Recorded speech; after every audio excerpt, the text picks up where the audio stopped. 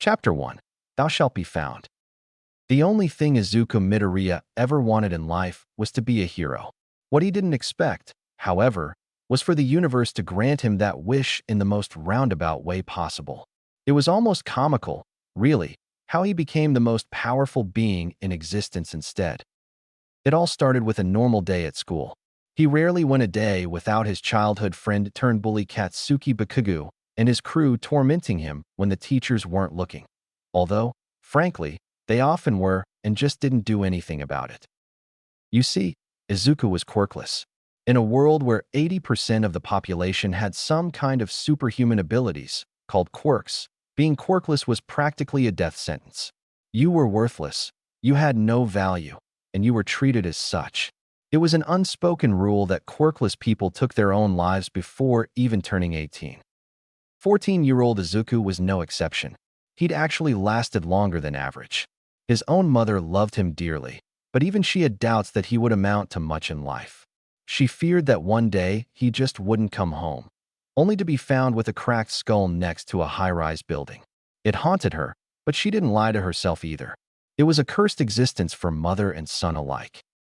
And this is how, once again, Izuku found himself on the floor of his classroom, helplessly watching Bakugo explode his newest hero analysis notebook, which promptly landed outside in the water, the koi fish already attempting to eat it. Do you seriously think you could ever become a hero, stupid Deku? Bakugo snarled, seemingly more pissed off than usual that day. I'm the only one who's going to be a hero around here. You got that? Kakin. He forcefully grabbed his victim off the ground by his arm and pushed him against the wall. Izuku winced and didn't dare look his tormentor in the eye. After years of going through the same routine, he quickly learned that the easiest way out of it was to stay quiet and compliant. That usually resulted in the fewest bruises and burns. He wasn't lucky that day, however. Bakugo placed his arm on Izuku's shoulder and, while grinning like a maniac, started activating his explosion quirk. The black uniform quickly burned away, exposing the pale flesh underneath to a similar fate. Izuku barely stifled a pained scream as his skin was literally burning away. The smell was traumatizing. Before he could even begin to wonder if maybe screaming would make Bakugo stop sooner, he was released from his pinned position and promptly collapsed to the floor once more. His tears were flowing freely now, and he clutched his arm and gritted his teeth in a desperate attempt to make the pain go away. He nearly touched his new wound, which made him hiss in agony. Bakugo and his lackeys, on the other hand, were howling in laughter, the former practically glowing with pride as the latter showered him with motivational cheer. Huh, look at him. He's so scared. This is what you get for thinking you can be a hero, you freak of nature. Finally, Bakugo lifted his foot and kicked the boy in his stomach with vigor, earning him a pained groan. Oi, Deku, he spat. You're tired of this, aren't you? Why do you even show up anymore? Izuku, still clutching his arm and barely listening at this point, found his hair being yanked upwards. With another yelp, he found himself looking straight at Bakugo's face. Bakugo, in turn, sneered at him before chuckling. I have the perfect solution for you. Take a swan dive off the roof and pray for a better quirk in the next life.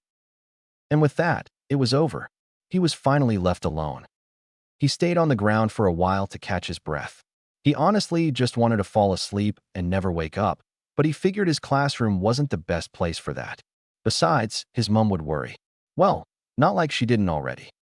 Finally managing to stand up on shaking legs, he went to grab his yellow bag, which was thankfully left alone for once. He reached into the secret pocket at the back and took some pain meds for some much-needed relief. How on earth he hadn't developed some kind of immunity to his pain meds was a mystery to him. Now outside the school, he wondered what he should do. He needed to treat his practically still smoldering shoulder, but he didn't want to go home yet. His mother would be starting her shift in about 2 hours, so he had some time to kill. He sent her a quick text that he was going to a cafe to study, which she seemed to accept. With that out of the way, Izuku quickly made his way to a spot he knew would be safe. It was hidden, and he could have a breakdown in peace. He couldn't do that yet, so he was still operating on autopilot. With his bag slung over only one of his shoulders, he made his way to one of the taller buildings in the neighborhood. It was an old building from the pre-Quirk era which had fallen into disuse. He knew it would be torn down eventually. He kept his eye on any news so he wouldn't find himself on a crumbling building one day. But for now, it was safe. No cameras, no people, and most importantly, an epic roof. He'd found this place a while ago and promptly made it his hideaway. He only used a hidden corner of the roof so as to not attract any attention, one of the many habits he'd picked up at school apparently. Some furniture was placed around, and the various old blankets and fairy lights he'd brought here made it a cozy rooftop paradise. For a finishing touch, he brought some of the plants upstairs that had been abandoned in the offices below and brought them back from the brink of death. His kindness was repaid in kind by their presence alone. With a sigh of relief, Izuku practically collapsed on the couch. He wanted to break down. He wanted to cry. He wanted to scream. And yet his vocal cords failed him. It was stupid. He knew that. There was no one else around that could possibly hear him. But all he could do was to bury his face in a somewhat clean pillow and sob. And sob he did. He couldn't help but ask himself the same questions over and over again. Why? Why was this his life? Why did he have to be born quirkless? All he wanted was to be a hero, to help people, to risk his life in an effort to save countless others. It was a noble endeavor, wasn't it? Something only the bravest and most dedicated people out there could do. He was all of those things, so why couldn't he do it? If people wanted him to die so desperately, why couldn't he at least do it in a meaningful way? In an effort to make up for his disability, Izuku spent his entire life analyzing heroes. He analyzed their quirks, of course, but also their fighting style and their gear. Over the years, he found many heroes that had quirks, but they could hardly be considered flashy, which meant that they basically fought quirkless. Even heroes like Midnight, who could produce sleeping gas from her body, could easily be replaced by simple gas bombs. But that realization, which once motivated him, meant nothing to him now. As Izuku unbuttoned his uniform and started patching up his burn with a first aid kit he had bought a long time ago, his mind started to wander back to what Bakugo had said. Take a swan dive off the roof, huh? To think you even know what a swan dive is, Kakin. He turned his attention to the fence near him. If he vaulted that and jumped, like his bully had suggested so poetically less than an hour ago, he really could end it all. There was no way he would survive that. Even a Deku like him could manage that. But was that really what he wanted? His dreams of becoming a hero were becoming more and more elusive. It was a pipe dream at this point. Maybe he really was useless. Was there anything else that he could see himself doing, though? He considered the support course at one point. It was more realistic, and he was sure he could pick up the skills if he wanted to. If he couldn't help people directly, then his inventions could do so via other heroes. As if. He'd quickly realized that even that was pointless. Everyone in the support industry had amazing quirks too. Technology ones, metal manipulation, you name it. There was no point. It was the same in other industries. The police, hospitals, literally everywhere there were people who had some kind of quirk to help them. Quirkless people were useless. That's just how it was. With his shoulder treated to the best of his abilities and the pain more manageable now, Izuku groggily stood up and made his way over to the fence. He wasn't going to jump, just look. The height was dizzying, the wind in his hair just adding to the effect. And yet, he felt strangely at peace. Nobody knew he was up there. He was free, albeit momentarily. He could forget about his nightmares, even if just for a moment. Izuku closed his eyes. He let the wind guide his imagination. He imagined the world and all the places he'd love to see one day. He saw blue waterfalls, green forests, golden deserts, dazzling cities in the night. He swam with dolphins. He flew with birds. He ran with cheetahs. He felt liberated. Until he opened his eyes again with a sigh. Letting his imagination run wild and detach himself from reality was one of his favorite coping mechanisms. It offered some reprieve which he desperately craved. Looking down at the people of Mizudafu once more, he thought about society and how it treated him. He should hate it, really. In another life, he was probably a villain at this point, taking out his grief with all he had, to make others suffer as he had. And yet, he couldn't find it in himself to even consider that path. Izuku always tried to see the best in people. Even if they were obviously mean people, he wanted to be kind. The world doesn't need more villains and punishment. Sure, villains should go to prison, but more needs to be done to prevent that from even happening. Villains wouldn't be a thing if people were treated with kindness and respect. That's why Izuku could understand villains, to a degree. He understood their pain. His train of thought was interrupted by a loud thump at the other end of the roof. The green-haired boy turned around only to find All Might. What is happening?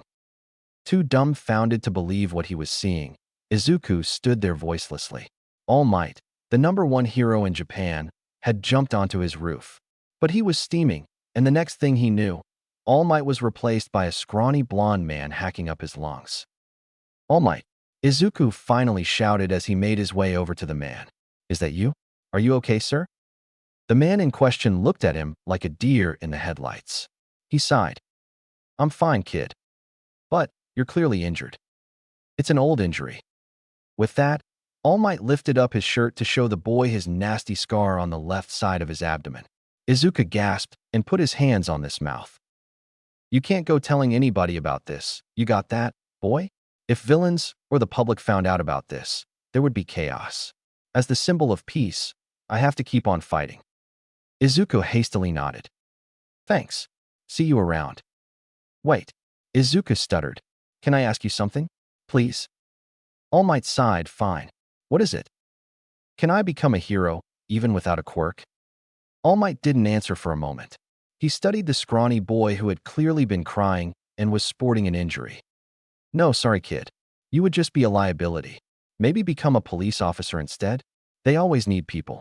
Less recognition, but it's still a noble job. Be realistic. And with those words, Izuku's world officially shattered. Izuku couldn't even remember what he said after that, or when All Might left. As the sky turned a dazzling orange and the sun begun to set, he found himself unable to move. Is this what people feel before they jump? Slowly, he shifted his feet over to the edge of the roof and looked down. He wanted to jump. Oh, how he wanted to jump. He couldn't take it anymore. The pain, the uselessness, the torment. Seriously, what was he holding on for? The future never looked so bleak. And yet he couldn't do it, like the coward he was. He wanted to hate everyone, but he couldn't. He couldn't even hate his worst bully or All Might. Sure, he certainly wasn't his favorite hero anymore. But hate him? Did he? He wasn't sure. He disliked him. He never wanted to see him again. Was that what hate was? He had never felt hate before. It was so foreign to him. He really was broken, wasn't he? He couldn't ever do things the way literally anyone else would. He couldn't kill himself like other quirkless kids. He couldn't be a hero like people with quirks.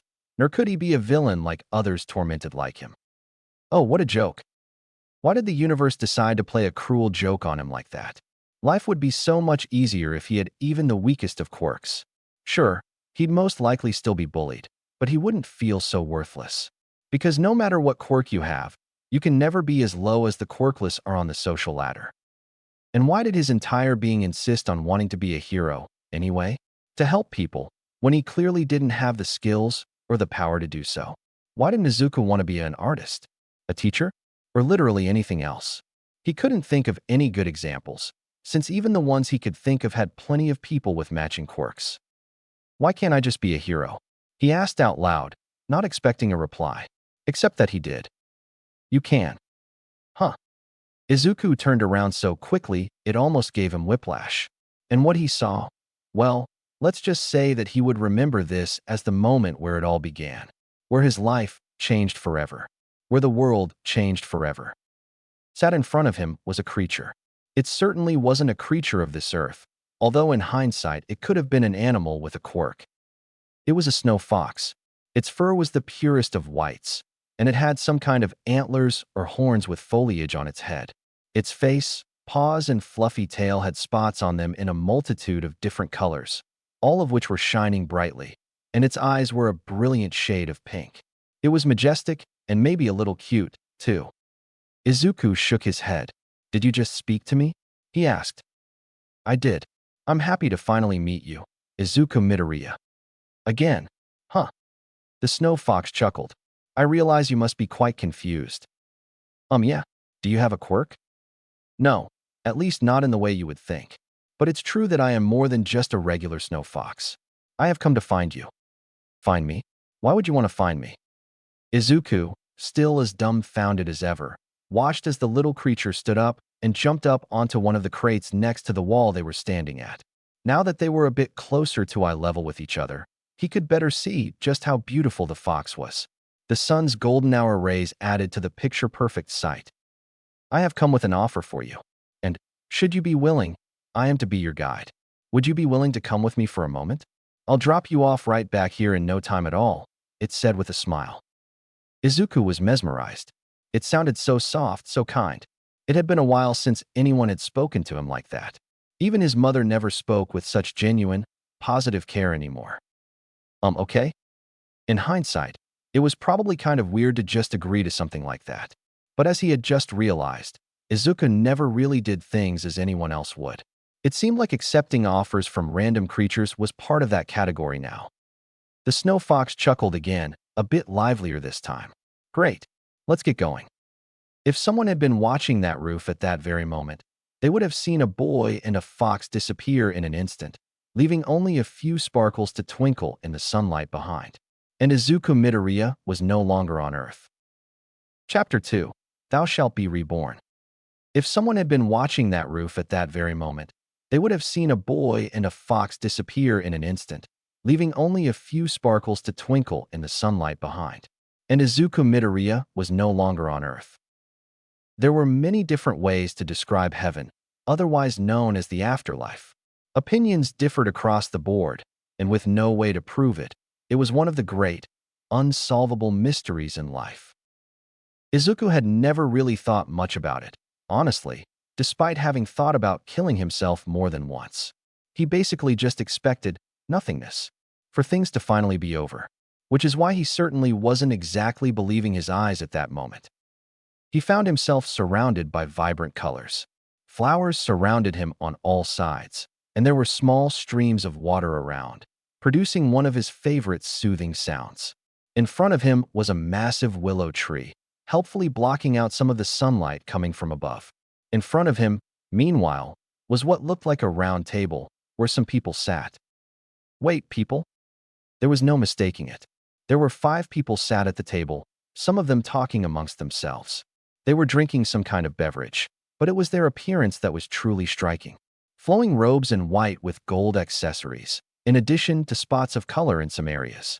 They all had long hair in different shades, with feathers and leaves that almost looked like crowns or halos. And speaking of feathers, their wings. They had wings. Massive, powerful, majestic wings. Angels? It took him a moment to realize that he was staring because he was nudged in the leg by the creature that had seemingly brought him here. Come on, Izuku, I'll introduce you to everyone. They've been looking forward to meeting you. It took them a minute to reach the table, and when they did, the fox jumped up onto it. The angels, meanwhile, finally turned to look at him. Izuku gulped. He was nervous. The angels smiled at him, and the one to his left rose and turned to him. Midoriya, you made it. We're so glad. You're probably a bit confused, huh? Izuku merely nodded in response. That's all right. Come, please sit. The only empty seat at the round table was the one in front of him, so he sat down and pulled the chair closer to the table. It was then that the angel on his right spoke up. Dear, we're so happy you could join us. We know what a tough day you've had. We're so sorry we couldn't intervene, but it was necessary for us to wait. Huh, was all he could say in response. As you've been told, we have an offer for you, but it will undoubtedly be overwhelming for you. And for that, we sincerely apologize. It was yet another necessary element of what has enabled us to make this offer to you. It was then that the angel across from Izuku spoke up. We believe it would best to show you first before we do anything else. Would it be all right for us to show you some visions, as you would call them? All 5 angels and the snow fox, who was still sitting in the middle of the table, looked at Izuku for an answer. What the hell? Oh, I guess. Sure. Great stuttering, idiot. The 4th angel reached out to him and placed their hand on the table. It's okay to be nervous, child. Don't talk badly about yourself like that. You can read my thoughts? Well, more or less. It's not so much hearing them. Rather, we can feel them. I see. The 5th angel spoke up then. So, can we show you everything? Yes, he answered. And oh, what happened next? The little fox stood up and moved to sit right in front of Izuku. Then, it lifted up one of its paws and placed it on his chest. He closed his eyes and his mind was flooded with information. God, the afterlife, angels, the universe. It was all there. It was all real. Not quite like the Bible taught it, however. Heaven and hell weren't separate. Ghosts existed, as did reincarnation. But God was real. Had been real. Had been real? Oh, he was gone now. The world God decided to retire, for lack of a better word. Or did the universe force him to? It wasn't actually clear. And that led to the current situation. The angels needed a new God. Someone new to rule the heavens and life on earth. And, apparently, for whatever reason, they wanted Izuku of all people to be their new god. With a jolt, Izuku awoke. He was panting due to the sheer volume of information his poor human brain was trying to absorb in such a short amount of time. Well, at least the angels weren't lying. It really was easier for them to just show everything to him like that. It would have taken ages to explain everything otherwise, and even then, he would have had trouble believing them most likely. And yet, for some reason, Izuku found himself believing everything he saw just now with absolute certainty. And Izuku wasn't even religious. How ironic. He found himself strangely calm, for once he caught his breath. Usually, he would be hyperventilating in a corner right about now, but he was actually at ease and could think clearly. That really was much easier. He finally managed to get out. The table laughed, but not like Bakugu and everyone else in his life. No, they were laughing with him, not at him. It was a strange feeling, given that he had never before been in that position. It's one of the benefits of our powers, you could say. We are not limited by earthly conventions here. Izuku turned his attention to the fox, who was the one who had spoken. Pink eyes and colorful fur gleamed back at him. So now you know why we brought you here. Your soul is the purest amongst all humans. We needed to let you develop as a regular human for a while, and now that you have, we have come to ask you to take on these cosmic responsibilities. The first angel spoke up. Indeed, it can be a lot to take in, but we speak the truth when we say that your soul is in perfect harmony with that which we seek. Izuku pondered those statements for a moment before speaking up. How come I'm the one? And how come you needed me to be a human up until now, when all I have lived through was bullying from all sides? It wasn't meant to come across as malicious or ungrateful, but thankfully the angels could feel his thoughts and emotions, as it were. The fourth angel decided to be the one to answer. We needed you to understand humanity. You see, our previous god was never human to begin with, so he had an objective view on things. But this was too strict, too black and white. His lack of understanding of how complex human life had become and his harsh judgments were the beginning of his end. The third angel chimed in. Exactly. If he had lived as a human for even just a year, he would have had a completely different perspective on things, but he refused to even consider such a thing. The second angel spoke. Furthermore, dear, it was your reactions to the most beautiful but, more importantly, the most hideous sides of humanity that led us to you. You see, everyone has their own unique way of reacting to positive and negative situations, the latter of which you were unfortunately privy to on a regular basis. Everyone grimaced, especially Izuku, who averted his gaze for a moment before turning his attention to the fifth angel. And yet you beautiful thing, you never let hate cloud your heart. You saw through everything. You saw everything that's amazing down on earth. And as for the ugly, no matter how much you were suffering, you still just wanted to help. Do you have any idea just how extraordinary that is? Izuku cocked his head at that. No? The first angel chuckled. It's 1 in a million billion, kid. We've been waiting for you for a long, long time, and it will be a long, long time until someone else even comes close to you. You're a miracle. Izuku stared at the fox, and then the other angel, in complete shock. Sure, he was somehow calm and could think clearly for once in his life, but he was still very much human, and thus very much in shock. They thought he was a miracle? Him? He then looked at his hands for a moment to think. And yet, did he even have to think about anything, really? He could either accept this proposition and become the new god in town, or he could go back to his regular life. where he would probably kill himself before the end of middle school if he was being perfectly honest. And he always was. His mind drifted back to the rooftop for a moment, which made him decide to ask a question. Looking back at the little snow fox, he asked, "When you came to find me, you said that I could be a hero. How can I be a hero and a god at the same time? Wouldn't I have to stay here at all times?" The fox laughed. "I meant it. You can be a hero. You can be whatever you want to be, Izuku." The table of angels laughed at the creature's energetic antics, waiting for it to continue. "Listen, when we showed you what the previous god did, that was just how he decided to live. He lived on his heavenly throne and rarely interacted with humans, especially towards the end, leaving them to their own devices. But you, Izuku, can live on Earth, or wherever you want. You can live with your mom, go to school, be the best hero this world has ever seen, and still be a god. You can have the power to do anything." "Oh my god," Izuku exclaimed, the realization of that statement catching up with him. "You might want to choose a different phrase there, kid," the third angel chuckled. It took Izuku a moment before it hit him. "Oh, gosh, I'm so slow. Oh my god. Huh, that's actually funny." He was smiling now, which he only then realized was something he hadn't done all day. Or for a long time, actually.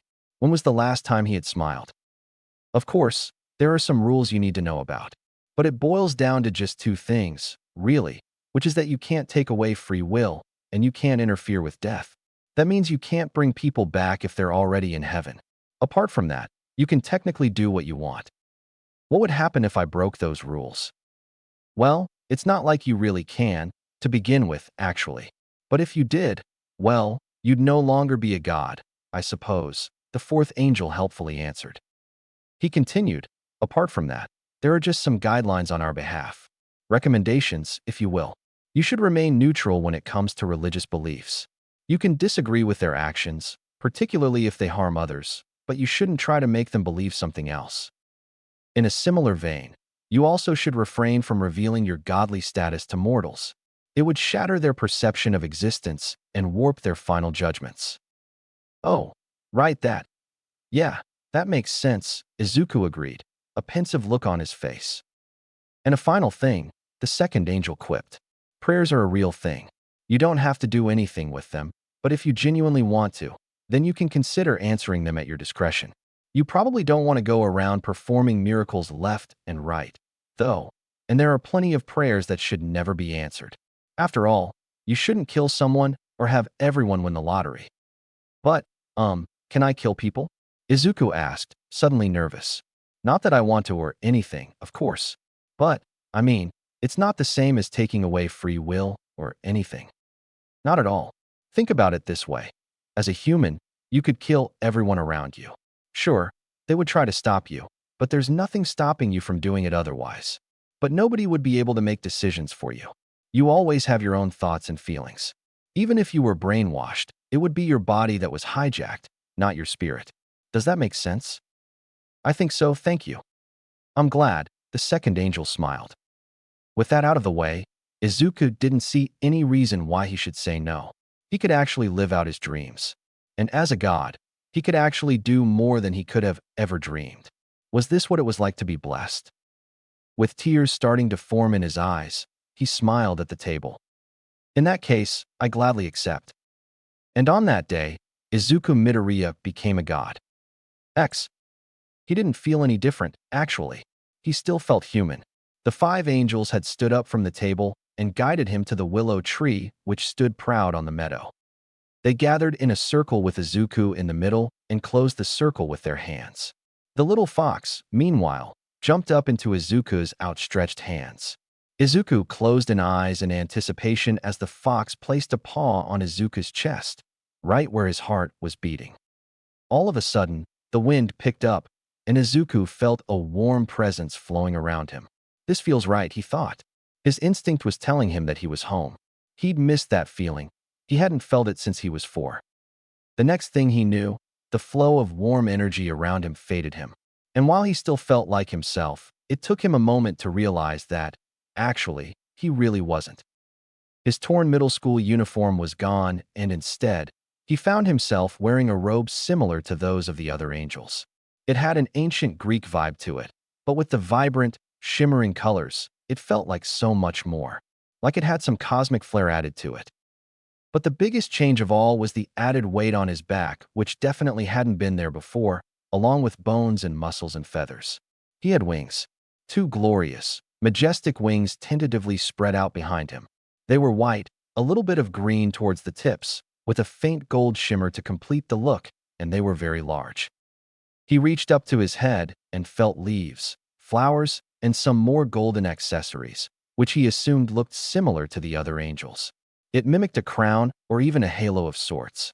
His face probably changed slightly too, if the colorful spots on the others' faces were anything to go by. Speaking of which, what the angels did next surprised him. They disbanded from the circle they had formed around him and moved to stand in a line in front of him, their encouraging smiles never leaving their faces. And then, they kneeled. The angels of the heavens kneeled before their new god. Izuku, in turn, let his wings expand fully, letting them shimmer and granting him a regal presence. And then he bowed. While most leaders would never dare bow to everyone, Izuku was, once again, different from everyone else. He did things his way, in every sense of the word. And if he was going to have these angels support and effectively serve him, then he was going to show his appreciation in the way his upbringing taught him. I look forward to working with you all, he smiled. The angels and the snow fox smiled back at him. This was the start of a new era. The little creature met his gaze. And we look forward to working with you even more, Izuku. The angel to his right caught his attention. By the way, is there a new name you would like us to call you from now on? Izuku pondered that question for a moment. He had always been Izuku, and he never expected to be called anything else, really. Sure, there was Deku, but he wasn't about to ask someone else to call him that when it was an insult. No, I don't think so. Maybe one day. For now, though, I'll happily go by what my mother named me. But you can forget about Midoriya. I like Izuku, if you'll accept that. Of course, with pleasure. Now it was the third angel's turn to speak up. Now, we think you probably want to go home. Your new companion will show you the way. Companion? Me, of course. The fox squealed. I was created to be your companion. My purpose is to show you the way and give you advice whenever you need it. Now that made Izuku happy. So, what I'm hearing is that you're going to be my new best friend. The fox's eyes lit up and its entire body jumped around. Yay, I can't wait. With that, it jumped up into Izuku's arms and snuggled into his chest. So soft. By the way, what's your name? And everyone else's, for that matter? You can find out everyone's names later, but as for me, I don't have a name yet. Since I was created to help you, it's up to you to give me a name. Have anything in mind? Oh, let me think. He wasn't prepared for this. How was he supposed to come up with a name at a moment's notice? Sure, he could say something random, but he didn't want something boring or unsuitable. However, the more he thought about it, the more he realized he actually had a name in mind already, which was odd. But he liked it, so he figured it would do. How do you like Kimiko? Kimiko? I like it. Kimiko nuzzled her snout into Izuku's neck, giving him a hug in the best way she could. Thank you, Izuku. I will treasure my name forever. Izuku's heart swelled with emotions he never knew he could feel as he hugged his new friend back. This truly was the beginning of something new, wasn't it? How about I take you back now, Izuku? You have the power yourself, of course, but you must be emotionally exhausted by now. You literally have all the time in the universe to figure everything else out. Yeah, I think I'd like to go home now too, Izuku replied. I guess I'll be seeing everyone again soon. The fifth angel stepped forward. Of course, but as Kimiko said, you have time. You have no obligation to come back here if you don't want to, although the opposite is true as well. You may live your life however you see fit from now on. But we know you will do great things, they said with a wink. I will do my best, Izuku declared, and for the first time in his life, he knew those words actually had meaning. He was going to do some amazing things, and he couldn't wait. I can be a hero. Chapter 3, Thou shalt save the day. Yeah, I think I'd like to go home now too, Izuku replied. I guess I'll be seeing everyone again soon. The fifth angel stepped forward. Of course, but as Kimiko said, you have time. You have no obligation to come back here if you don't want to, although the opposite is true as well. You may live your life however you see fit from now on. But we know you will do great things, they said with a wink. I will do my best, Izuku declared.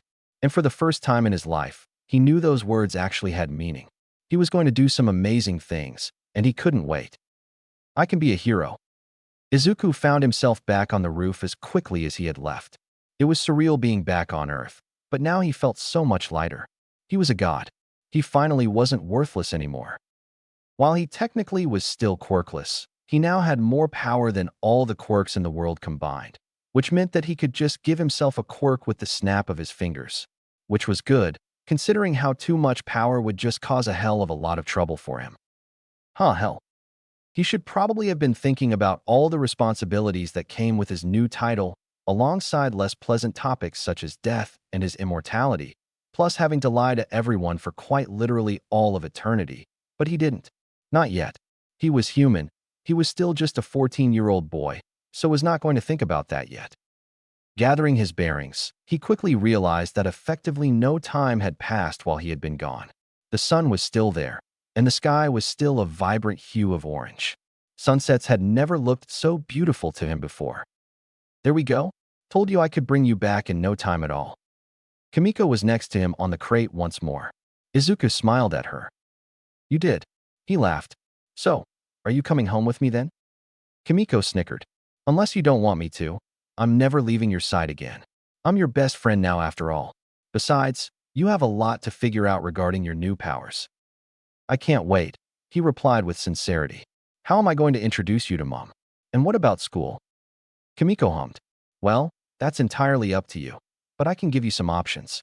From what I know about everyone in your life, I would say you introduce me to your mom as a quirked animal that you found and you want to keep.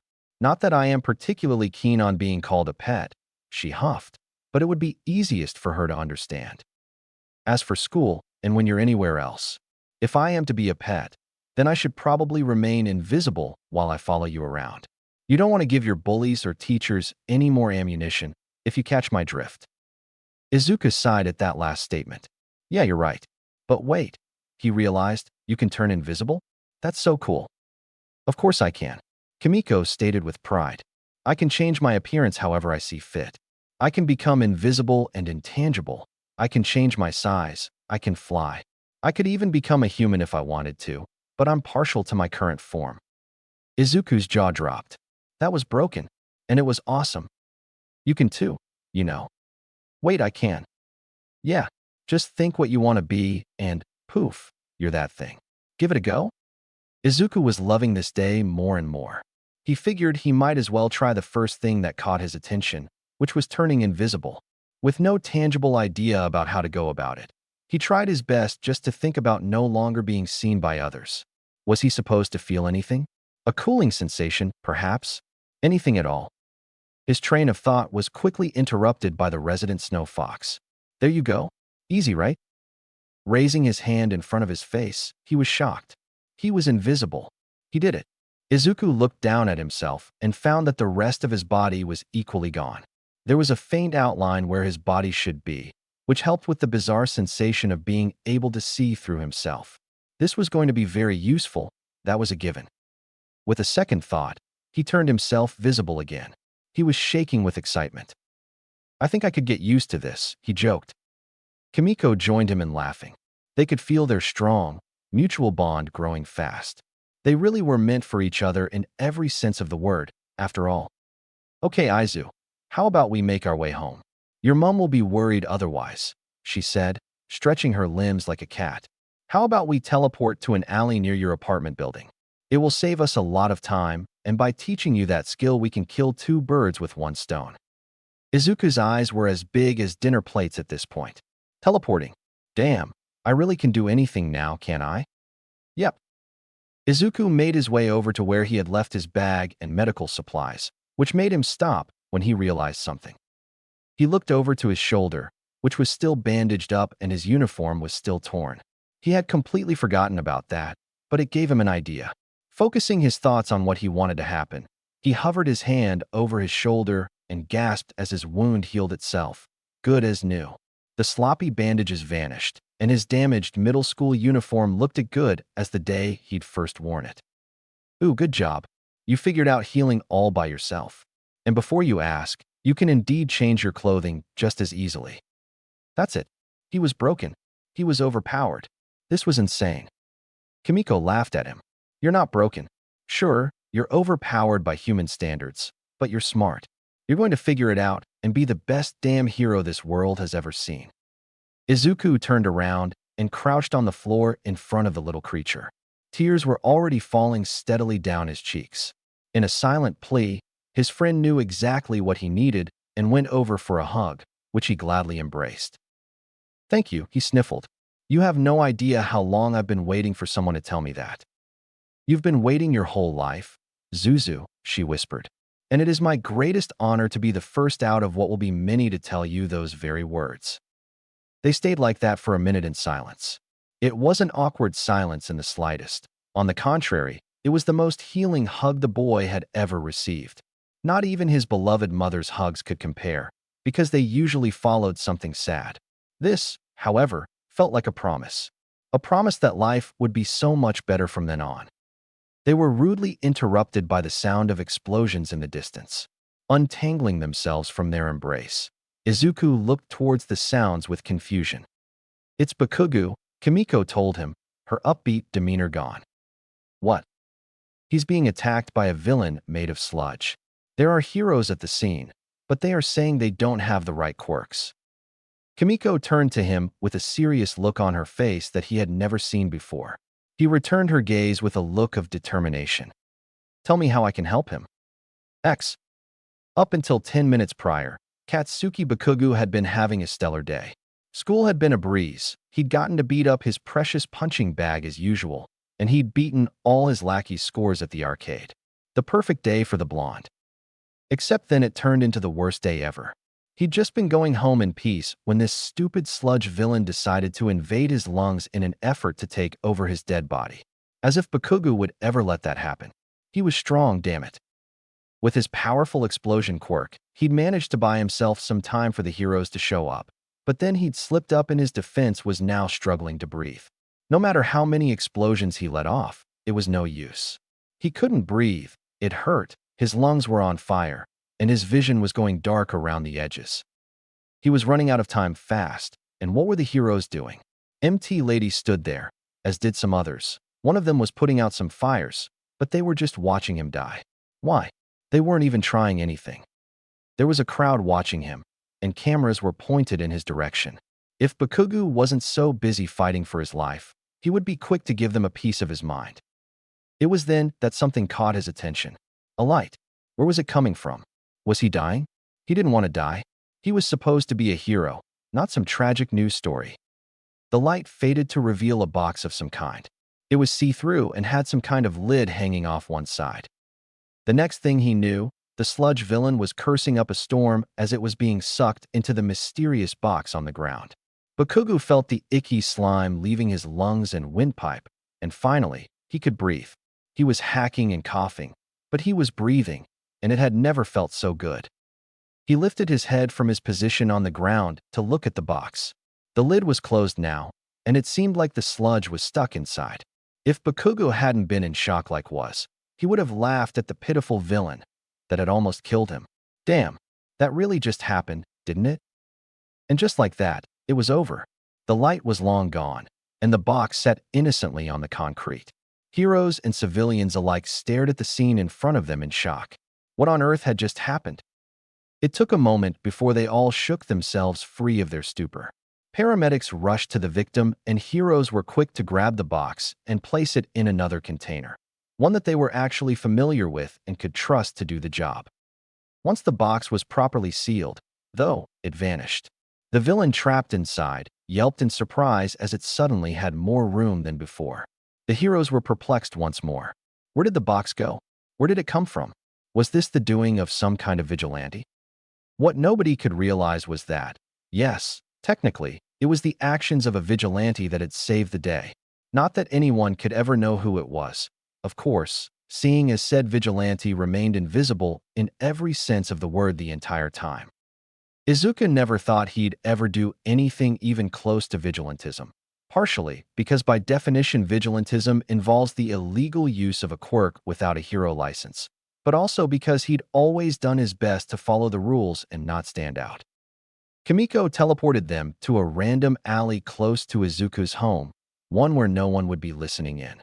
She told Izuku to maintain his invisibility for a moment, though, alongside the other thing that allowed him to not be heard, no matter how loud he should scream. They didn't want to be overheard, after all, and Izuku could use a moment to calm down, she thought. And she was right, of course. "Oh my gosh," he practically yelled. "That was absolutely amazing. I did that. I saved Kakin." He was pacing the alleyway and stopped to punch the air high in the sky, releasing some of the rush of endorphins and adrenaline he was currently feeling. "I mean, technically I'm a vigilante now, but there isn't even a way for me to be caught." Huh. Kimiko, while not high on the same stuff that Izuku was delighted as well, jumping up and down, the little leaves in her antlers struggling to keep up. "You did it. That was amazing. You were a better hero than anyone else there." That made Izuku turn his attention to his companion. "You have a point. Those heroes did nothing, but why? Just because their quirks weren't the perfect match? Since when did that stop heroes from strategizing and trying anyway, instead of just waiting for a different hero to show up?" The villain's eyes were such an obvious weak point. "Yeah, you're right. And yet those heroes did nothing apart from putting out some fires. They pretty much stood there like idiots the entire time." "Well," Izuku replied, "that certainly won't do. That might just be something for me to look into." After all, Izuku was God now. He could change society with a snap of his fingers. But the problem was that he couldn't change people. What he could do, however, was to change it as a fellow human. He can change things from within, as a hero. It would take some time, but with his new powers, he could certainly speed things up. Maybe not anytime soon, but I think I can chip away at society's flaws over the years. To think my hero analyses could be useful in more ways than one. I've been analyzing people and situations for so long. Society's flaws are nothing new. He straightened his jacket. "But damn, Kimiko, your plan was genius. It minimized damage and casualties, it was quick, and it was foolproof. That might be a cool idea for a quirk." Kimiko puffed her foxy chest with pride. "That's what I'm here for, telling you of all the cool things you can do now. Let's just hope those silly heroes actually keep him contained this time." "This time?" Izuku asked quizzingly. "You mean he escaped before?" "Oh yeah, he did. Remember when you met All Might on the roof earlier?" Izuku huffed. "Yeah, how could I forget my former favorite hero crushing my dreams with just a few words and leaving me on a roof of a tall building all by myself?" "Yeah," Kimiko agreed. "He is an idiot. In every sense of the word. Before jumping up onto that roof, he'd fought and contained the sludge villain in a plastic bottle." "You're kidding me," Izuku gaped. "Nope, and it gets worse. That bottle fell from his trouser pocket, which is how the villain managed to escape. And All Might didn't even notice until the villain had already found Bakugo." Izuku didn't know what to feel or what to do. Should he laugh? Should he cry? He kind of felt like doing both, but what came out instead more of a choked laugh, and his shoulders shook. "To think I ever looked up to him. He may be the symbol of peace, but all he's good for is being strong." "I wholeheartedly agree," Kimiko said while shaking her head. "Anyway, your mom is worried. I think you should prepare yourself for a bone-crushing hug, a sea of tears, and 1,000,001 questions." Izuku groaned, whereas Kimiko just smirked. Traitor. Chapter 4. Thou shalt commence thy journey. Making his way up the flight of stairs that lead to his apartment, Izuku was becoming increasingly more nervous. Sure, he'd just faced a literal villain without even breaking a sweat, but this was his mother.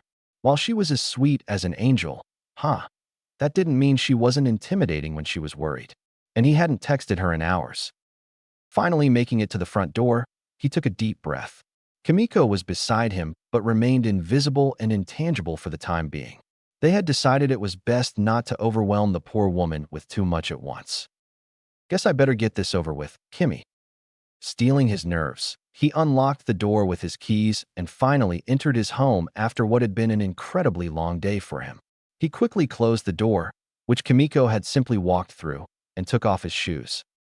"I'm home," he shouted. He heard her before he saw her. Quick steps echoed throughout the hallway, and he was promptly tackled by Inko, his mother, who had practically materialized out of thin air in a crushing bear hug. Izuku, baby, where were you? I was so worried. Ouch, that hurt. I'm sorry. I fell asleep in the cafe and the owners let me rest. You know they've taken a liking to me since I'm one of their best customers. It felt bad lying, but it was the best thing he could come up with. He couldn't tell the truth for obvious reasons, and even the half-truth would have just made her worry even more. I saw Katsuki on TV. I was so worried. Baby, I half expected you to appear in the crowd and rush to help him like the hero you want to be. Double ouch. Oh, Mom, I wouldn't have done that. I didn't even see the attack. I only found out about it when I saw the news on my way home. Izuku really hated lying, he quickly realized. Sure, he'd been lying to her for years about the bullying, but this felt different for some reason, and he couldn't quite understand why. Maybe because the thing he was lying to her about was so much bigger than some simple bullying? All right, well, as long as you're okay. Just remember to text me more, could you do that? I'm too young to go gray, sweetie. He sighed but smiled at her. Sure, Mom. I'll try. That's all I can ask, I suppose. I just don't want you getting hurt. If only you knew how hurt I'd been just a couple of hours ago. It was at that moment, when Inko started to pull away, that Kimiko caught his attention. Izuku sighed. Time for part 2. Mom. There's something I need to talk to you about. Please don't be mad, he said, nervously playing with his fingers. Inko cocked her head to the side. What is it? Taking that as her cue, Kimiko finally appeared in all her adorable glory beside Izuku. Inko audibly gasped and placed a hand in front of her mouth. Mom, Izuku starting, and moved to pick up Kimiko, holding her in his arms in a gentle embrace. This is Kimiko. She's an animal with a quirk, as you can see. I found her earlier, and we sorta bonded. She doesn't want to leave my side now, and I'd like to keep her if that's okay. He breathed, before holding his breath in anticipation. He had no idea how his mom was going to react, and it made him nervous. Kimiko did her best to look as cute and adorable as possible. Not that it was hard, of course, but it's the thought that counts, as they say. Her pink eyes practically twinkled despite the low lighting in the Genkan. Oh my, Inko finally managed to say after what felt like an eternity to all parties. She's certainly very cute. Kimiko smiled at her as best she could, and Izuku chuckled at the situation, before coming up with an answer that amused him even more. She's an angel. I'm going to be making religious puns for the rest of my life, and no one can stop me, he mentally declared to no one in particular, although he knew Kimiko was most likely picking up on his thoughts. May I pet her? Would that be okay? Izuku looked at the fox in his arms who was quick to nod. Go ahead, she doesn't mind. Inko tentatively took a step forward and placed her hand on Kimiko's back, gently stroking it.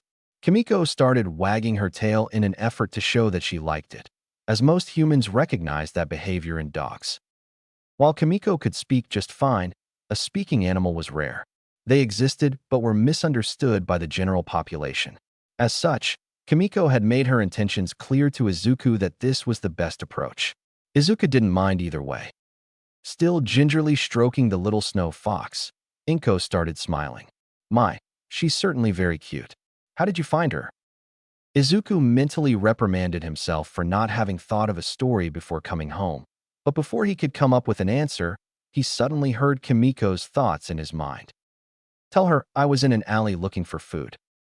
Izuku hoped his mom didn't pick up on his strange behavior and was quick to plaster a smile on this face. Oh, well, basically I heard something in an alley near the cafe, he started. I wasn't going to go in case it was a person, but I had a look from the street and then I saw her. He was trying to come up with a story that was both convincing and not worrying for this mother. I figured she was looking for food, so I made my way over to her. At first, he went invisible when she saw me, but I didn't want her to go hungry or eat some bad food, so I grabbed my bento from my bag and showed it to her. I opened the lid and told her she could have some. I didn't know if she was still there, but after a short while, she appeared again and ate the food. After that, she decided to follow me. Inko chuckled at this story. Oh, Izuku, you always had a heart too big for your body. Mom, he protested, but he laughed anyway. She's truly an amazing creature. I don't think I've ever seen a fox with antlers before. Did you name her? Yeah, I did. She's intelligent, and she seems to like it. She listens to it too. Kimiko decided to join in the conversation in the only way she could by giving an affirming grunt and nuzzling Izuku's chest from her position in his arms. It certainly sounds like she likes you, sweetie, Inko said, removing her hand from Kimiko's fur. Well, as long as you take care of her, I think she might even do you good. Izuku beamed. I will. Thanks, Mom. Kimiko jumped off of Izuku, who gave his mother a slightly less bone-crushing hug. He then grabbed his bag from where he had discarded it on the floor and made his way over to this bedroom, with Kimiko trailing behind him. Oh, by the way, Inko called after him. I'll have dinner ready in about an hour. Thanks, Izuku shouted back. Opening the door to his bedroom and holding the door open this time, he quickly dumped his bag on the floor, took off his jacket, and promptly collapsed on his bed face first. Kimiko saw her opportunity and jumped up onto the bed after him, curling on his back with a satisfied huff. Are you sure you're not a cat? Izuku teased half-heartedly. I'm a being created from the cosmos itself. I can act however I want. Touché. They stayed like that for a few minutes. For the first time since gaining his divine powers, Izuku finally had a moment to himself, which was sorely needed. A moment to relax and reflect. He really was a god now, and it hadn't quite sunken in yet. Would it ever? He wasn't sure. For him, he was more focused on the fact that he could finally be the hero he had always wanted to be. His future was finally bright for the first time, and it filled his entire being with warmth. Growing up in a society that scorned him, he'd always tried to remain optimistic, but he would have been lying if he had said that he hadn't felt any resentment whatsoever. A part of him was fractured, but now he actually felt loved. By whom, he wasn't sure. The universe, he supposed. As Kimiko snuggled up into an even tighter ball on top of him, her warmth made his mind wander to what his next steps should be. He figured that a quirk should be at the top of his list, seeing as any use of his powers would need to explain by one. While he was eager to experiment with the full breadth of his powers, a quirk was the one thing he had been dreaming of his entire life, and the one thing that had kept him from reaching his goal of being a hero. It was also the main reason why society and bullies targeted him as much as they did. UA, the top hero school in the country and his dream school, had its entrance exam in roughly 10 months' time. If he wanted to get into the heroics course, he needed to pass the written exam and the physical exam. While he knew the school technically accepted quirkless applicants, nobody had ever even dared to apply. That is, if they were even still alive at that point. Mentally shaking himself from that dark train of thought, he returned to the matter at hand. If he wanted to be a hero, he needed a quirk. A part of him wanted to be the first quirkless hero, to be a symbol of inspiration for quirkless kids everywhere. But he soon realized there were some flaws with that idea. He had powers now, and if he wanted to rescue people and defeat villains, it would only make sense to actively use some of them. He wouldn't be able to passive his powers with gadgets and skills alone. Then, there was the fact that people wouldn't take him seriously. UA would be hesitant to accept him into the heroics course, despite their apparent policies on inclusivity, and agencies wouldn't be willing to accept any potential hero who would just be seen as a liability. And quirkless people were at the top of that list. No, if he wanted to create lasting change, he had to tackle the issue from the inside, just like what he'd been thinking about before. He would just have to make sure the world knew that quirkless people deserved just as much respect from the world as everyone else. He'd help every quirkless kid out there. With that settled, he now had to think about what quirk he wanted to have officially. He would still have his god powers in a pinch, and he could always be a vigilante on the side and make use of a different quirk that way. But people would be suspicious if he seemingly had multiple quirks. People wouldn't trust him, and as a wannabe hero, that was the last thing he wanted. He couldn't afford to have people think he was affiliated with villains. But then, what should he give himself? It had to be strong, versatile, and flashy too. He didn't want to have to fight too hard when he could end fights easily. While he had no desire to be like All Might, he did want a similar kind of presence. Villains should fear him, but citizens should love him. Especially kids. Kids were the ones he wanted to save most of all. As someone who had his childhood ruined for him, he wanted to save as many other children as he could.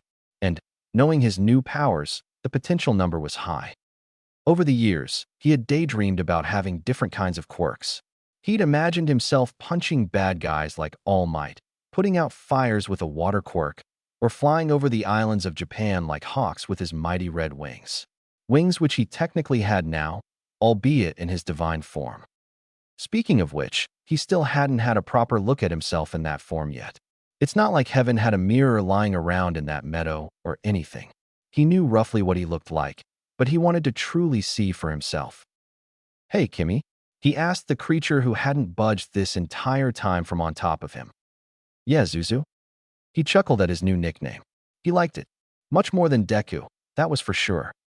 "I want to have a look at myself in my god form from earlier."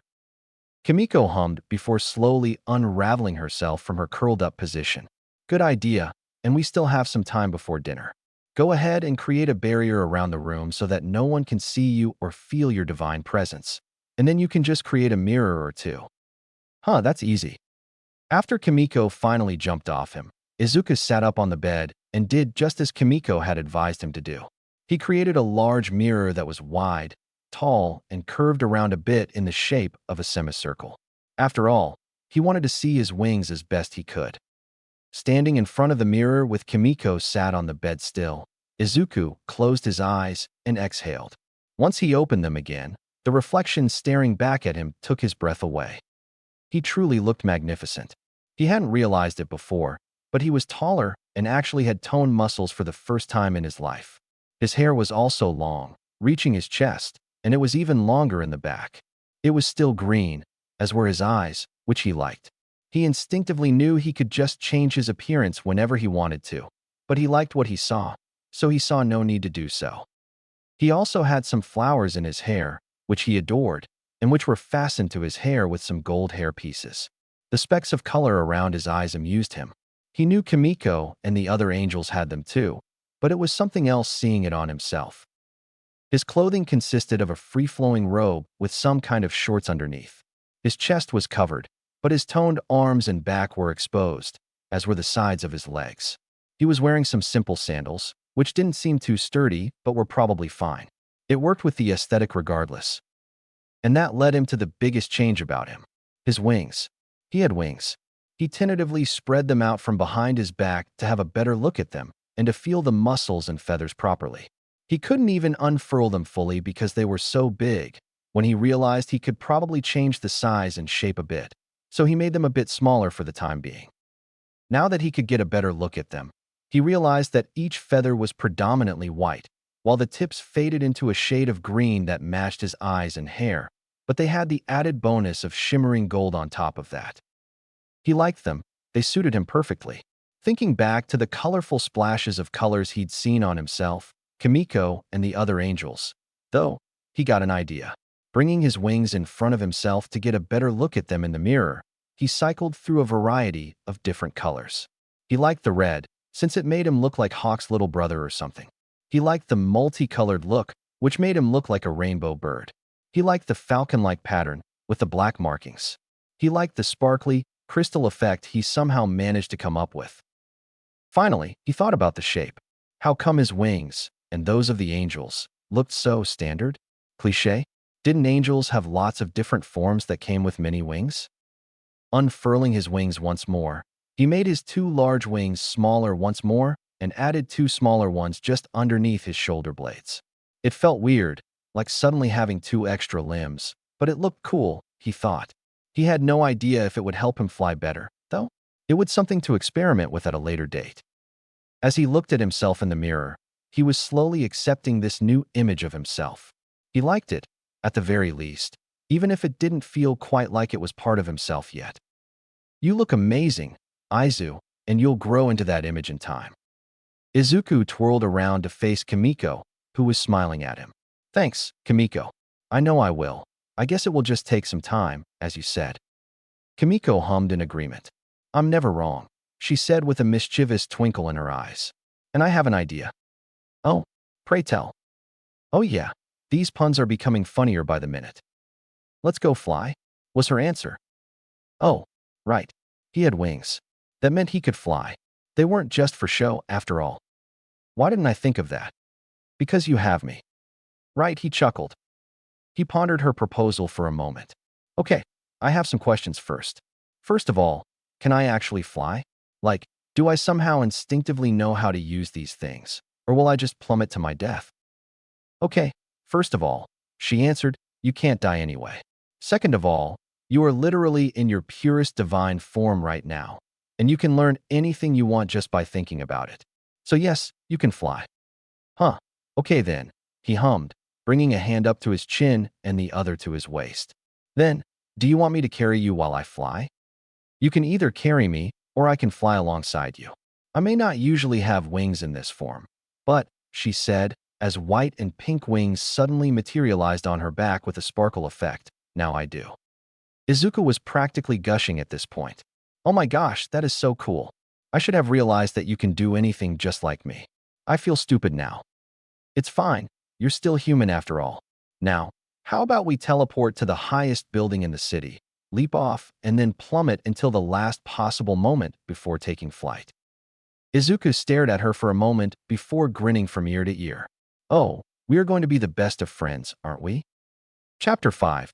Thou shalt spread thy wings. The world looked tiny from their vantage point. After having applied their invisibility and other features that allowed them to be completely imperceivable, Izuku and Kimiko had teleported to the very top of the tallest skyscraper. It was hardly one of the tallest in the world, but it was still numbingly high. The sun had only just set, meaning the sky was still a little bit blue and orange, but the city was already alive with lights everywhere. The neon ones were Izuku's favorite. Standing so high felt liberating. It served as another reminder that Izuku had changed so much in no time at all. After all, who had the power to simply stand among the clouds like this? Not even most heroes could do what he had done just by thinking about it. It was wild. Looking back at his wings again, he decided to make them the perfect size for speed and agility, and he changed the colors to burnt orange at the base, orange for the main part, and yellow and white for the tips. They looked like a sunset now, which pleased him. He made sure his two smaller wings were in place as well. He was curious how it would feel like to fly with them after all. Turning his attention, the streets below, he surprisingly didn't feel any vertigo. Having wings probably helped with that, he reasoned. That, and the fact that he basically couldn't die anyway. Even if his human body were damaged, he could just undo it, maybe even turn back time if it helped with his cover of still being human. How come I know all these things? Like being able to manipulate time? He asked the fox standing flying next to him at eye level. I mean, I could have come to that conclusion before, but now it's just coming so naturally to me. Does that make sense? Kimiko decided to fly up a little higher and ruffle his hair a little with one of her paws. It was cute.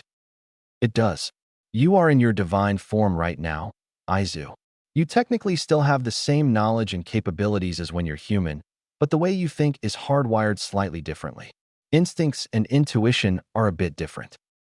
Izuku hummed in response. That makes sense, actually. Guess being in my god form helps understand stuff like that a little easier. Exactly. You got it. You know, Izuku said, it's so ironic. Just earlier today, I was thinking about throwing myself off a roof, and now I'm actually about to do it. And yet the circumstances couldn't be more different. Fate has a twisted sense of humor, you know, she teased. They laughed. It felt good. Now then, Kimiko continued, flying just a little bit higher. How about we do this thing? Izuku grinned and walked to the edge of the roof. It was go time. Let's do it. Woo. And with that, they jumped. Or, more specifically, Kimiko dive-bombed her descent whereas Izuku took a swan dive. Fate had a twisted sense of humor, but so did he, and he was living for it. The wind howled as they fell towards the streets below. Plummeting at such speeds face first would send most people panicking, but not these two. Their wings were twitching in anticipation, waiting for the perfect moment to open them and soar. And that they did. Just before reaching the ground and the masses walking around, angelic wings unfurled and carried their owners upwards with a strong flap or two. The two of them flapped their wings in sync, gaining altitude and speed as they weaved through the different buildings of Mizutofu with ease. They were fast, but with no one able to perceive them in any possible way, they had nothing to worry about. Left, right again. Their wings carried them forwards with startling speed. At one point, they shot straight through the closest skyscraper, amused at how nobody even knew they were there. They carried on flying, not once slowing down, the illuminated streets quickly becoming a challenging maze to fly through. The wind howled past their ears, their hearts pumping with adrenaline as their wings beat at incredible speeds, not once slowing down. The speed was too addicting for that. Who knew flying could be so much fun? And the speed. Why would anyone want to go slow when they could go fast? Flying straight down a central alleyway, Kimiko and Izuku were neck and neck. They briefly made eye contact, grinning as they did so. The fox's wings were a pink blur over her back, which nicely complemented the predominantly orange color that was Izuku's wings. Having two sets of wings instead of one felt great, he realized. It made it easier to conquer those sharp turns, and he felt as if speed came easier to him. He could have been imagining it, though, but it didn't matter. Whether he had 2 wings or 20, he loved them. He loved his wings so much. Finally, they went up. Higher and higher they went until they reached the few clouds on what was otherwise a clear night sky. Without a second thought, they went over to a smaller cloud and sat down on it as if it wasn't made of just water. It was ridiculously soft. Man, that was exactly what I needed. Izuku sighed with a grin on his face as he laid down on the cloud, his wings fully stretched out underneath him, the colors now changing to blue and white to match the night sky as they hugged his body. I can't wait to do that again. Kimiko laid down on Izuku's chest like the secret cat she was. That was so much fun. You're a natural at this. Reaching his hand up to her face, Izuku gently scratched the top of her head, taking care not to touch her antlers. You know what? I think I might be, he laughed. And you're becoming more cat-like by the hour. Kimiko took that comment in stride and started purring, which prompted him to start scratching her underneath her chin and then behind one of her ears. They stayed like that for a while as their minds and bodies slowly relaxed after the rush that flying brought. Izuku thought about flying and how natural it felt. He liked the addition of the new wings. He couldn't tell if it helped with flying, really, but he liked the way they looked. It made his angelic appearance more unique. Maybe he'll add even more wings next time. Or was that just overkill? Shaking her head, Kimiko spoke up. We have about 10 minutes before your mom finishes cooking, so we should head back now. Yeah, okay. Thanks, Izuku replied. He wasn't sleepy per se, but the lack of adrenaline and the long day he'd had were starting to catch up with him. In the blink of an eye, they were back in Izuku's room. The mirror was long gone, and Izuku quickly made himself human again. It was weird being in a different body again, and he kind of missed his long hair and the feeling of his wings on his back, but he was glad to be himself again. He didn't want to stray too far from his humanity, after all, at least not anytime soon, anyway. I kind of want to grow out my hair now, he mentioned to the now wingless fox who was back on the bed. Oh wait, I have an idea. He snapped his fingers for the extra effect as his hair grew to the same length as in his other form. He made sure to keep the same qualities as his original human hair, so the hair looked less kempt and coolier than in his divine form. His hair had always been impossible to deal with, he mused. He grabbed his hairbrush from the dresser and ran through his hair with it, simultaneously sitting down to look at himself in the medium-sized mirror. He liked his hair this way. It was different, but in a good way. It had a lot more styling potential now, and if he added some flowers then children would be sure to find him more approachable, he thought. Geez, he really thought about being a hero all the time, didn't he? Putting the hairbrush back down on the dresser, his hair poofed back to what it was before. He turned to Kimiko, who was watching him with interest. You looked so pretty, she stated. Izuku blushed. Thanks. I think I'm going to let it grow out naturally now. It's so fun being able to see what it might look like in the future. Looking at himself in the mirror again to have a look at his current hairdo, he frowned when he realized he was still wearing his uniform. It made him think of 2 things. First, he needed to change. He went to grab a hoodie he had lying around, only to realize it was All Might themed, as was the rest of his room. EW. That really had to change. He snapped his fingers, and with a flash, every single All Might themed item was stored under his bed in boxes. He would figure out what to do with it another day. Maybe sell everything? Now that his room was much barer, he frowned at the lack of decoration, but was satisfied with the idea of not having that quirkist man's face staring down at him from every possible angle. He would find some new heroes to buy merch from soon enough. He then went to grab a plain yellow hoodie and shorts, before changing his clothes with a snap of his fingers. Oh yeah, he could get used to this. You can also just conjure up any clothes you can think of. You know, Kimiko spoke up. Although maybe don't go for Gucci and Prada anytime soon. Too suspicious. Izuku snorted. Thanks for the tip. It's what I do. With his looks sorted, Izuku decided to head to the dinner table, seeing as the food would be ready in a few minutes. He was about to open the door before he realized that he should probably fetch something for Kimiko, but he didn't know what she would want. Hey, Kimmy, what do you want to eat? Oh, I can eat whatever. Arctic foxes usually eat meat, but I'm happy to eat anything, really. There are some berries in your fridge. I can eat those tonight. All right. With that, he finally made his way over to the kitchen, where his mother was plating up some curry and rice.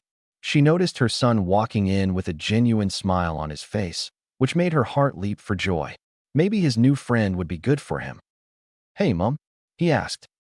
Yes? Can I give Kimiko some berries for dinner tonight? I'll make sure to buy her some food tomorrow. Foxes eat berries? Yeah, sometimes. Okay then, she agreed. She supposed he knew better than she did. With her permission, he went and grabbed a shallow bowl and placed the berries into it, before he followed Inko into the dining area. She placed their bowls in front of their respective seats, and he placed Kimiko's next to the table on the floor. Thanks, she told him mentally. And so, they ate in peace. Izuku wanted to talk to his mom about everything, but he knew he never could. It made him sad, but he tried to stay optimistic. After all, he could finally overcome his quirkless status and fulfill his dream. That would make her happy, right? He finally had the means to create his own happiness. He was going to save people, earn a decent living, and be able to protect his family from literally any threat possible. With that thought in mind, he created a barrier around his mother's person. It wouldn't stop her from being kidnapped or anything like that, but he would know. He would always know. And in the meantime, she was now immune to pretty much anything. Guns, knives, quirks, you name it. It brought him some peace of mind. His mother was safe now, thanks to him, and he was going to work hard to make her happy, too. The poor woman worked too much and worried so much he was surprised she didn't have gray hairs yet. Or maybe she did, and he just never noticed. While they continued to eat in relative silence, Kimiko was a somewhat noisy eater. It seemed his mind finally wandered to the rest of his family. Not that he really had any, but there was one person whom he hadn't seen for a long time. Hisashi Midoriya, his father. He knew the man worked overseas and paid his mother a monthly sum, but that was about the gist of it. His mother had always been adamant that they still loved each other and that he would come home soon, but he had his doubts. He decided to investigate it for himself at some point. No need to make Mum suspicious. Izuku was going to be very busy from now, wasn't he? In another corner of the world, a person made their way into a mansion that stood at the top of a cliff, overlooking a storm raging over the Atlantic coast. The complex stood vacant, its owners currently staying in a resort somewhere in the Caribbean. The person, clad in black clothing from head to toe, took out a small case from their small rucksack. Swiftly grabbing the first and fourth item, they started picking the lock to one of the back entrances. It took a minute before the lock clicked. Placing the two items back in their proper positions and gingerly closing the case, they opened the door and closed it behind them. The lights stayed off as the intruder placed their goggles in front of their eyes. They switched on with a quiet hum, and faint green lights enabled them to see their surroundings. They looked towards one of the hidden security cameras which they knew would be playing a loop for the next hour. They snuck their way through the kitchen and the dining room and finally arrived at the door they had been looking for. It didn't look like much. In fact, it was made to look like a bookcase. It was almost boring, considering what it hid from the world. Inspecting the various book and artifacts on the shelves, the stranger reached for a miniature globe to his left and a book on wine to his right. Removing them from their positions, he finally pushed a knob near the top shelf. With that, the bookshelf swung open just enough for them to open it completely and walk down the steps that greeted them. They silently descended down in the darkness until they found themselves in a relatively barren room. The walls, ceiling, and floor were a stark white, and in the middle was an operating table made of metal and covered in crimson-colored straps. The stench of blood intruded their nose. On the left and right side of the room were various pieces of lab equipment, as well as an array of unmarked chemicals in vials, as well as more blood. The intruder stared at the scene in front of him for a moment, taking a moment to sigh at what they saw. That moment didn't last long, however, as they made their way around the cold operating table to the computer set up at the back of the room.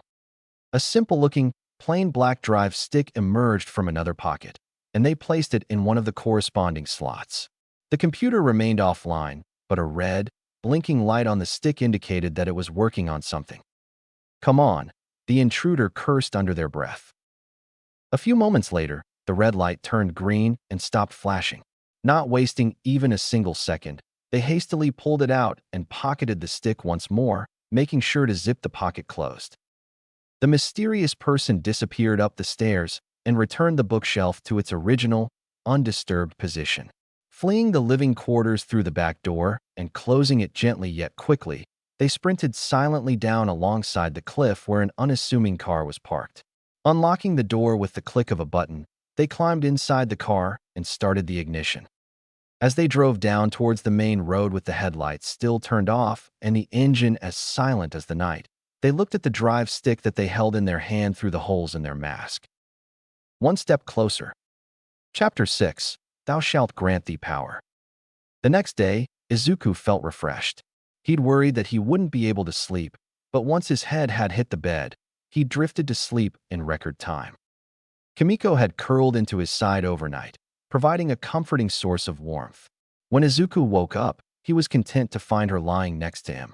It was a gentle reminder that the events of yesterday actually happened and that he had a friend now. A friend.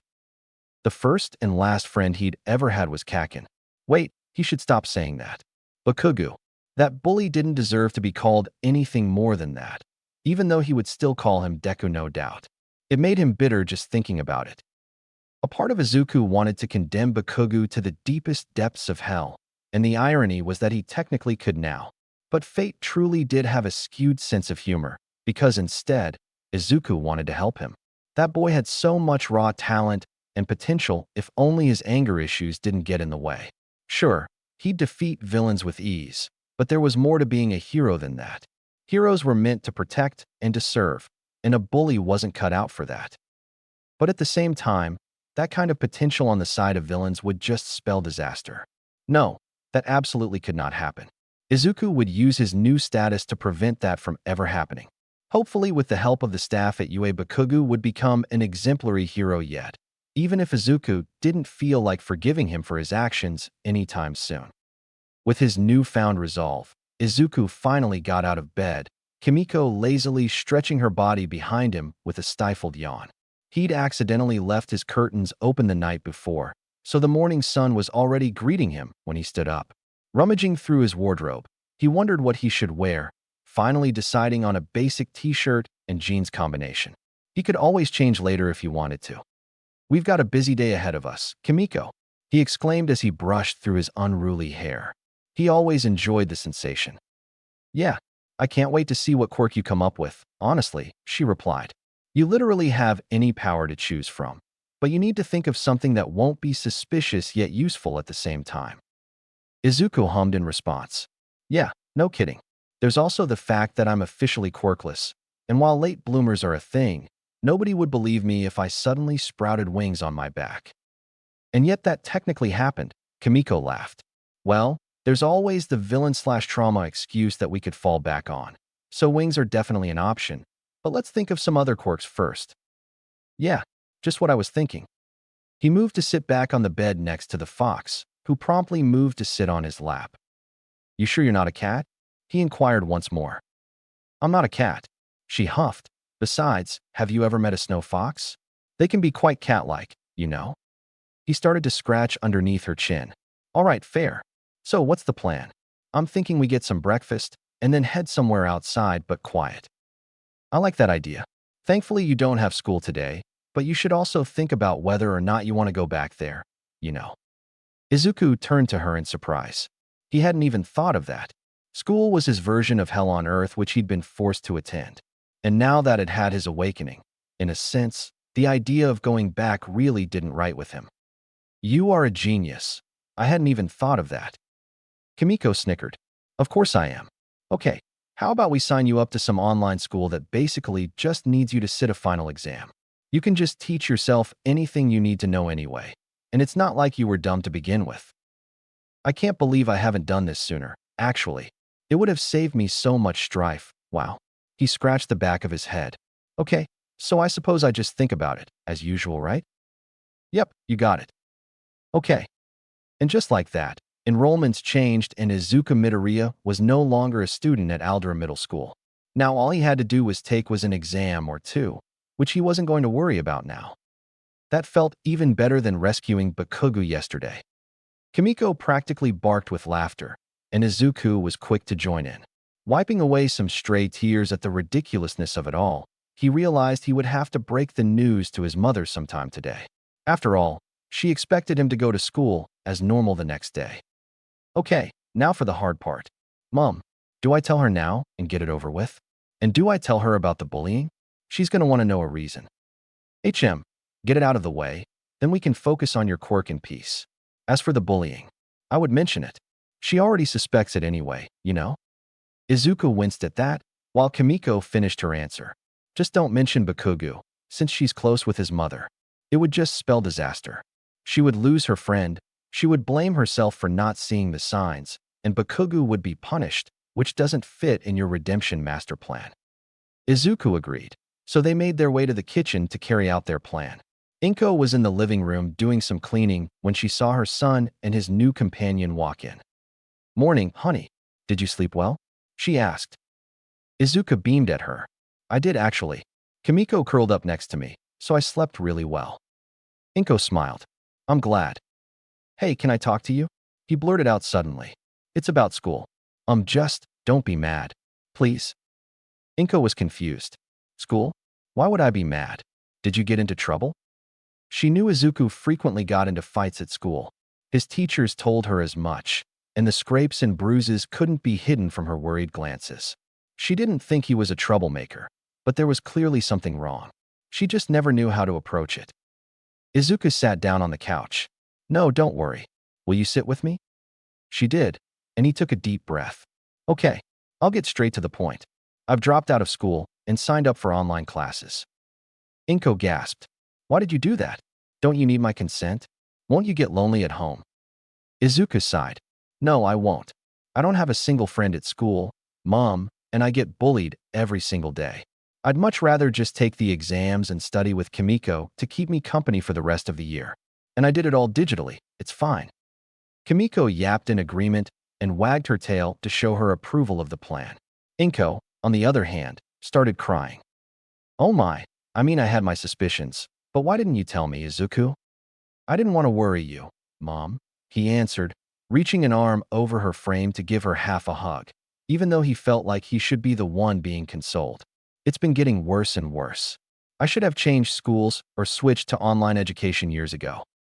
And before you ask, no, the teachers didn't do a single thing. If anything, they encouraged it. And I think if I went to a different school, it wouldn't be much different. The bullying may be less violent, but it would always follow me. I'm going to be much happier like this, trust me. Inko was fully sobbing now, and Izuku finally pulled her into a hug. They stayed like that for a minute, before Inko finally pulled away. She saw that Izuku had tears in his eyes too. I trust you, Izuku. I only want what's best for you. If you want this, then I'll support you. Izuku smiled at her. I know. Kimiko decided to jump up onto Inko's lap this time, gently licking her face, which made Inko laugh. Ah, she really is a cutie. Her son chuckled. She's the best. And Mom, he said, I think this is the start of something new for me. I'm not going to give up anymore. I'm going to do what makes me happy. It was a cryptic way of admitting the truth to her and probably went right over her head, but he felt happy admitting at least that much to her. He truly owed his mother so much. I can't wait, Izuku. Izuku and Kimiko teleported to a remote island off the coast of Japan that was uninhabited. The pristine beach that they stood on led to the sea, where the sound of crashing waves added to the serene atmosphere. The mainland could be seen in the distance. "I think this will do nicely," Kimiko stated. "I think so too," Izuku agreed. He took off his shoes and placed them to the side, relishing the feeling of sand underneath his feet. "Okay, so quirk time. We both know what the requirements are, but we need to come up with the best possible quirk out there. It'll be hard to change it later without raising suspicion," Kimiko said, getting straight down to business. "Yeah, no pressure," Izuku joked as he sat down on the beach. "Okay, let's see. I really like my invisibility and teleporting. The former wouldn't be necessary for most missions, especially rescue operations, but stealth is always an asset and no heroes that I know of can teleport. However, that alone wouldn't be enough. Even if I master my combat skills and have the best possible weapons, I wouldn't be particularly strong." Kimiko hummed. "True. And you don't want to go underground, anyway. And you don't want to give yourself a simple emitter quirk like fire, which is powerful but too simple and prone to weaknesses. Nor do you want a mutation." Izuku agreed. "Yeah, I don't want to suddenly be a frog. Wings would be cool, and having fur, claws, and improved senses, but I don't know." "You mentioned weapons just now," Kimiko pondered, "and you can technically just create any weapon out there. There are people with creation quirks out there, and the genius of the support industry is not to be laughed at, but you are the only one with the power to create literally anything you want.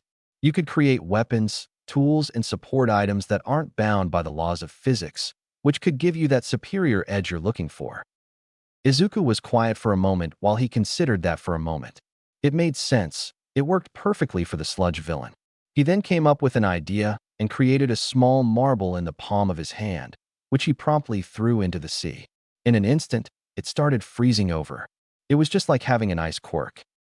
"Wow," he said in awe, before quickly canceling the effect. "I think you're onto something, but I don't think we're quite there yet. After all, as much as they make people superhuman, quirks are still bound by the rules of nature. People with creation quirks can't just create anything. After all, no matter how creative their imagination might be, they can't just will things into existence, and they're limited in many other ways, too." Kimiko thought about that for a moment before a light bulb literally lit up on top of her head. She liked to add some flair to her statements, after all. "But you can." "What?" Izuku asked, confusion etched on his face. "Obviously I can create anything, but they can't know that." "No, I mean yes. But what if you had a quirk that could will things into existence, like you said?" She pondered out loud. "How?" "That just screams suspiciously overpowered to me." "Have you ever heard of mindscapes?" she asked, eyes practically sparking with inspiration. "Huh, mindscapes?" he asked, curious. "Some people have mindscape quirks. They're different for everyone, of course, but in essence, they can enter their own mindscape at will. It's almost like a pocket dimension. It's a different plane of existence, and since it's technically in their minds, they can do and create anything they want in there. But the natural limitation of this kind of quirk is that anything that happens in their mindscape stays in their mindscape. Some people can physically enter their mindscape, while others have to be unconscious, which leaves their bodies vulnerable. But what if you had a really powerful mindscape quirk?" She explained. "Wait, you mean with this quirk I could basically create things in my mindscape and bring them out into the real world as fully functioning items?" "Pretty much, yeah." "Ooh, and there's more," she squealed. "Say we give you the ability to bring other objects and even people into your mindscape. That way you would be able to rescue people and then release them somewhere safe. And you could trap villains in there too. Though that's just one possibility, of course. After all, you could just create a support item to get them all out anyway." "Damn, yeah, that could work, maybe," he muttered. "I mean, it still comes across as overpowered, but I suppose no matter what quirk I choose it will end up being overpowered, right? A mindscape quirk might just be the best way to explain it to some extent at least, as long as I add some reasonable limitations." "Well, think about it this way," Kimiko offered. "It's not like your god status could ever be found out. So it's just a matter of making your powers look like one quirk and not two or even more. That would just raise alarm bells everywhere." Izuku paled. "Yeah, no, thank you. I'd rather not be locked up in Tartarus. Even if I could escape, I would have to create an entirely new civilian personality, or rewind time and do this all over again? Neither of those options sounds appealing. Huh, the fox huffed. No, definitely not. Okay then, let me just try to wrap my head around this idea and sum everything up, bearing in mind I might change some things, Izuku began. If we go with this idea, my quirk is a mindscape quirk, which lets me physically enter a pocket dimension where everything bends to my will. I can use that quirk to transport myself and other people, effectively teleporting or holding on to them for a while if need be. But most importantly, it allows me to create anything I want, and I can bring my creations into the real world, even if they don't abide by the rules of physics. Did I get everything? Yep, Kimiko replied. Izuku hummed. It could work, but there was something missing. I could create things that let me fly, punch really hard, run really fast. I could create a flamethrower. Hell, even a gun would do, he huffed. But it's still too broken. There needs to be some kind of limit. He looked out at the sea. I mean, if I could suddenly create any weapons or support items I wanted, there would chaos. Literally every person would be after me, begging to get their hands on my creations. They would constantly be jealous and would try to steal from me. I can't allow that. The economy is whacked enough as it is. Kimiko laughed at his last sentence. Sure is. Well, in that case, what if your creations have a limit? Maybe you can only conjure up a few at a time, and the longer they're in existence, the bigger the strain on you. Think of it as a time limit. You have to constantly focus on maintaining them, and the moment you lose focus, they disappear. That should solve a large part of your overpowered problem, and nobody would be after you. Oh, and you can add a limit to how long you can keep someone or something in your mindscape, too. I think the only thing I would change is that I can't bring people into my mindscape. It doesn't seem necessary at the moment, anyway, but maybe I could add that with training later. Izuku grinned at her. You're a genius, Kimiko. I think everything else should work. What would I do without you? Kimiko grinned back. It would have taken you much longer to figure this out, that's for sure. True, he admitted. I'm not even going to pretend otherwise.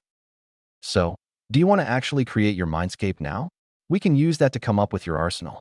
It would make sense to keep creating the same weapons for missions, since it looks less suspicious, and you won't have to come up with things on the spot. Oh yeah? After talking in hypotheticals for so long, it's kinda weird to just do it now, he sheepishly admitted. So, I know I've created things before, but is creating a pocket dimension any different? Kimiko shook her head. Not really, although you might want to really visualize it first. You can always change and add things as you go, but it would be good to have a base to work with before we teleport there. Right, that makes sense, he agreed. Now I just need to think about what I want.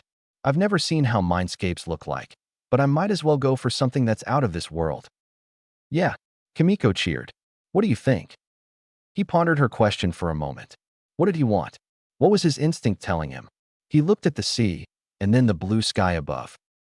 Something in the sky? Ah, he practically shouted. A floating island. With lots of plants. Kimiko's eyes widened comically. Oh my gosh, that sounds amazing. You could make your own floating Olympus. With lots of waterfalls. Yeah. Izuku was jumping with excitement. This is the best idea ever. I can't hide in my room all day anyway, so I basically get to create a new home, just for me. We are killing all the birds with our stone today? Kimiko squealed with laughter. Izuku, in turn, just laughed at how she butchered that saying, but he just rolled with it. Okay, I gotta focus now.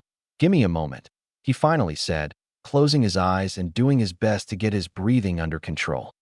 He liked to think he was a creative person, so he tried his best to picture a palace floating in the sky, overflowing with tropical plants and adorned with waterworks. He thought up a few rooms, but left the rest for now, since he was itching to finally get there. Opening his eyes again, he smiled. It's done. Chapter 7. Thou shalt enter Babylon. Not much was known about the lost hanging gardens of Babylon. Known above all as one of the 7 wonders of the ancient world, they were surely a sight worthy of the title. And thousands of years after they became lost to the sands of time, they were born anew. A collection of large islands floated among the clouds, the ground nowhere in sight. One island stood out as it was considerably larger than the rest, although even the smallest island was nothing to sniff at. These islands were adorned with various structures, plants and water features, the latter of which ending in waterfalls falling off towards the nothingness below. The golden light of the sun made everything shimmer all the more amongst the soft clouds in the sky. An open-air palace stood at the center of the floating city, and to say it was grand would have been an understatement. Numerous white pillars adorned with tropical flowers added a Mediterranean feel to the place, a theme that stayed consistent throughout most of the buildings. The only exception to that rule was a smaller island near the edge, which featured traditional Japanese architecture and gardens. That place features rooms such as a tea room and dojo, among others, as well as a sand garden. A pair of medium-sized islands to the other side of the central island had more open areas, although the number of plants was certainly not lacking here either. The first one was dedicated to weaponry and general item creation and storage, whereas the second one featured training areas and general workout equipment. Everything else that had been created so far was left to the central hub, such as a library and other more relaxing or entertaining features, as well as bedrooms, living quarters, and so on. Izuku and Kimiko arrived at their destination and were in awe. The atmosphere was peaceful, and they instantly felt at home there. There was a gentle breeze swaying through the central garden where they had landed, and the vibrant mix of flowers added colors to every corner. They sat down on one of the hanging benches, which gently started swinging. Izuku then laid down with his head on a pillow, and Kimiko decided to lie down on his chest. She barely weighed anything, and her antlers had purposefully shrunk for the moment, so he didn't mind. "Wow, Izuku," Kimiko started, "you really created a second paradise." Izuku pondered that for a moment before answering. I didn't even think about it that way. Is this what it was like for the first god? If I created animals, and even humans here, wouldn't this just be a second version of our Earth?" Kimiko said tentatively, "I suppose it could be, if that's what you wanted. You could create as many parallel dimensions as you wanted and compare notes." That made him chuckle dryly. "Yeah, no thanks. One planet is already enough to worry about." Here, she agreed. "Besides, this place is meant to be your mindscape, your quirk. So that's what it shall be." "Yeah, I hear you. That's all I want from this place. Although I have to say, the idea of just permanently moving out of that tiny apartment and into this place is tempting. Could you imagine Mum's reaction?" He laughed.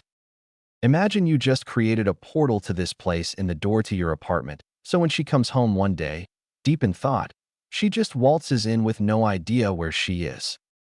"Ooh, you're evil. I love it." "I know." They laughed, before enjoying the afternoon sun once more. While Izuku would love to bring his mother here, it would have made things too complicated for the time being. He might bring people here in the future, he thought, once he knew them better and knew he could trust them, but it was more complicated than that. This place was meant to be his quirk, like Kimiko was saying, so that's what it was. However, the self-imposed limitations were there for a reason, even if they weren't actually real. Just because Izuku had the power to bring people into this realm, didn't mean that the rest of the world should know that. No, if anything, that was a potential quirk upgrade for the future to consider, once his quirk got stronger. But that was a worry for another day, a day where he was a hero student at UA. In the meantime, he closed his eyes, fully enjoying the sun much like his animal friend. It made him think of himself as a cat, almost. The breeze blowing through the many leaves was calming, but there was something missing. It's too quiet. Kimiko didn't even bother to look up at him, the sun's warmth keeping her completely entranced. "You want to create some animals, right?" "I think so. Damn, I'm really playing God today, aren't I?" This made her look up at him with a deadpan expression. "Because you are God, you dummy." She decided to leave her comfortable position on top of her friend and jumped onto a cushion next to the swinging sofa. "All right, do what you gotta do. I want a nap." Izuku shook his head at his Definitellanoda cat friend. He sat up, stretching his four limbs with a sigh, before summoning his wings. He stayed in his human form, so his wings were a bit smaller to match his scrawnier frame, but they looked as majestic as ever, at least to him. He kept them white for the time being since he wanted to focus on everything else. Despite knowing how his mindscape looked like already, since he was the creator, he still wanted to get a better feel for his new abode. Focusing on the feeling of new weight and muscles on his back, he positioned his wings and gently took off so as to not disturb the sleeping fox. Flying higher than the top of the central building and looking down, he could finally see with his own eyes just how big this place was. It was more than a simple house, that was for sure. Circling around the various buildings and islands, he felt content. He'd made this. He had the power to create anything, and he was going to go far with it. He really couldn't wait to start working on his arsenal, but the fauna to accompany his flora came first. He sat down at the top of the main palace. Looking down into the accompanying main garden, he could just about see a small bundle of white fur curled up in the sunshine. Taking note of the antlers on her head and the multicolored markings, he stopped short. What on earth should he create? He knew he wanted lots of animals that could fly, at least to start with. But should he go with animals that were currently alive in the real world? Extinct animals? Completely new ones? His head hurt just thinking about the possibilities. On the one hand, coming up with completely new animals sounded really cool. It would really make this place his own, separate from the old god of yesteryear. And it was a great way to experiment with his powers and the limits of his creativity. But on the other hand, was that what he really desired? The main reason he wanted to even bring animals into his mindscape was that it felt so empty without any complex life around. He had no idea how much time he was going to be spending in this place, but it was certainly going to be a decent amount, and he didn't want to be lonely or go insane. Kimiko was great company, but even she was just one person. Fox. It was interesting that he thought of Kimiko as less of an animal and more of a fellow person with complex thoughts and emotions. What did he want of the other animals in this place? Should they have the same level of intelligence as their real-life counterparts? That sounded all right, but he didn't want the trouble of dealing with a delicate and complex ecosystem and food chain. The plants he had created came from all corners of the world, too. He decided to just create a couple of different species of birds to begin with. He figured creating around 50 individual birds would do for now, which seemed like a lot, but once they spread out across the islands, he would have to create many more without a doubt. His final choice was to stick to his somewhat tropical theme and bring forth some smaller tropical birds in many vibrant colors. Seed for them to eat would be good for the sake of realism, but they wouldn't actually have to eat, drink, or take care of other bodily functions or desires. They were real, but not quite real at the same time. This was his mindscape after all, right? It didn't have to follow the rules of nature. With that settled, he closed his eyes and focused on what he wanted. His ears picked up on the difference straight away, and he opened his eyes and jumped for joy at what he saw. It was exactly how he'd imagined it, naturally, and they were beautiful. The birds chirped a beautiful mix of songs and flapped their little wings around him, promptly taking flight to explore their new home. Kimiko looked up from where she had been dozing off once she heard the product of Izuku's newest creations. She smiled. It was just like him to create such beautiful and gentle creatures first which were beloved by people worldwide. It comforted her knowing that her new god was such a gentle soul. Who better to inherit such a troubled legacy than a boy with forest green hair and a heart of gold? Her mind wandered to the angels of heaven as well as what the future had in store for them. Even though Kimiko had just been created recently, she knew all. Her purpose was to be a guide and companion to the new god and to act as his assistant, in a way. While Izuku could choose to know everything that ever happened and ever will, it would not be good for him. He was God, but he was human, and he should remain like that, at least for now. As such, it was her job to advise him and to warn him. After all, he would be a better hero if he knew what was coming, right? But there was a problematic fine line. Tell him something too early and he would abuse his divine powers. Tell him too late and he would react on impulse, seeing as he wouldn't be able to come up with a strategy. So where was the line? Even her all-knowing status was a bit blurry in that regard. She cared for Izuku, but he had yet to realize the mess of moral dilemmas he was going to face over time. He would have to realize that he wouldn't be able to save everyone. Things happened for a reason, after all, as cliché as that sounded. It pained her to think that his first trials as a newborn god were fast approaching. Something was coming, and he would have to decide. She trusted him, but worried all the same. Would he make the right choice when the time comes? And, arguably more importantly, would he be able to deal with the aftermath? She hoped so. Regardless of his choice, she would stay by his side until the end of time. Yo, Kimiko.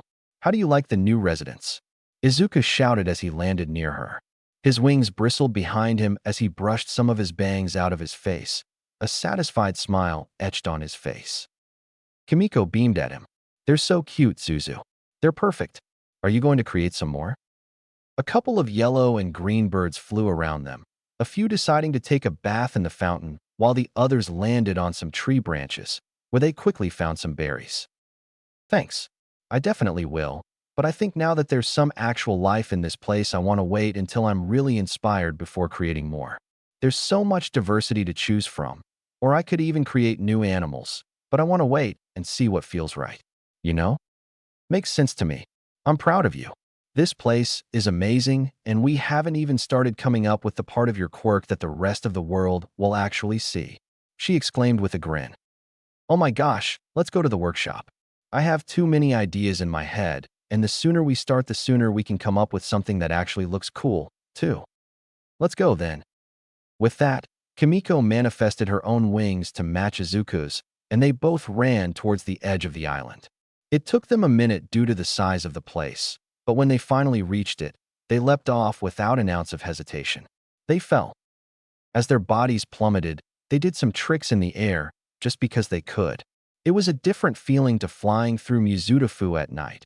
While skydiving is certainly an exhilarating sport in its own right, it's different when there is no ground to meet you. Having had enough of that for the moment, they finally spread their wings, and with some powerful flaps, they sped back up towards the islands, this time aiming for the workshop. It was hard to miss since it was the only building that had an industrial feel to it. Neon lights shone in magenta and blue in some areas, which stood in stark contrast to the rest of the buildings. With a gust of wind, they landed in front of the large compound. They took a moment to have a look around since this was their first time setting foot on this particular island. While the workshop was certainly unique in terms of its design, it didn't feel too much out of place because it was situated on its own island, which was what Izuku had had in mind when creating multiple, separate islands instead of just one united place. Izuku glanced around, feeling proud of his work once more. He hoped he would never lose sight of this feeling of awe anytime soon, because being able to create an entire pocket dimension and having it look this nice was certainly worthy of his current emotions. The front of the workshop was fairly bare. It looked a bit like a warehouse one might find near the docks of Mizutofu, except it was adorned with flowers and other green plants just like the other buildings. It helped bring some life and color to the place. Speaking of color, Izuku mused, this entrance is lacking some. He pondered for a moment what he should create to make the front door pop a bit more, especially since this was such an important building. When he thought about the neon lights he had subconsciously added to the place, it was perfect. Why hadn't he thought about that before? With a snap of his fingers for dramatic effect, a bright neon sign appeared, which took up the top part of the front wall. Pink lights flickered to life, and the word workshop could be read from the wacky font. What do you think? It was lacking some color, Izuku asked. Kimiko hummed, before nodding. I like it. It makes this place stand out even more. I'm honestly surprised you went with such a different vibe for this place compared to the rest, though. Yeah, me too, Izuku agreed, as he scratched the back of his head absent-mindedly. I've always thought this kind of style was really cool. And a workshop to me isn't something that's all white and clean. It's dingy and messy and hot, and yeah, he trailed off. Kimiko laughed. Like I said, I like it. It really works, and I can already imagine the kind of stuff you're going to create. Oh, and besides, you can always change the design of this place if you wanna, don't forget that. Ooh, right. Obviously, Izuku awkwardly agreed. 1 minute I'm fully aware of that kind of thing, and then the next I completely forget. You're still human, mentally at least, and you're a teenager on top of that. Don't worry about it. If anything, it's good for you to think like that, Kimiko said with a gentle smile. Now let's go in already. Right.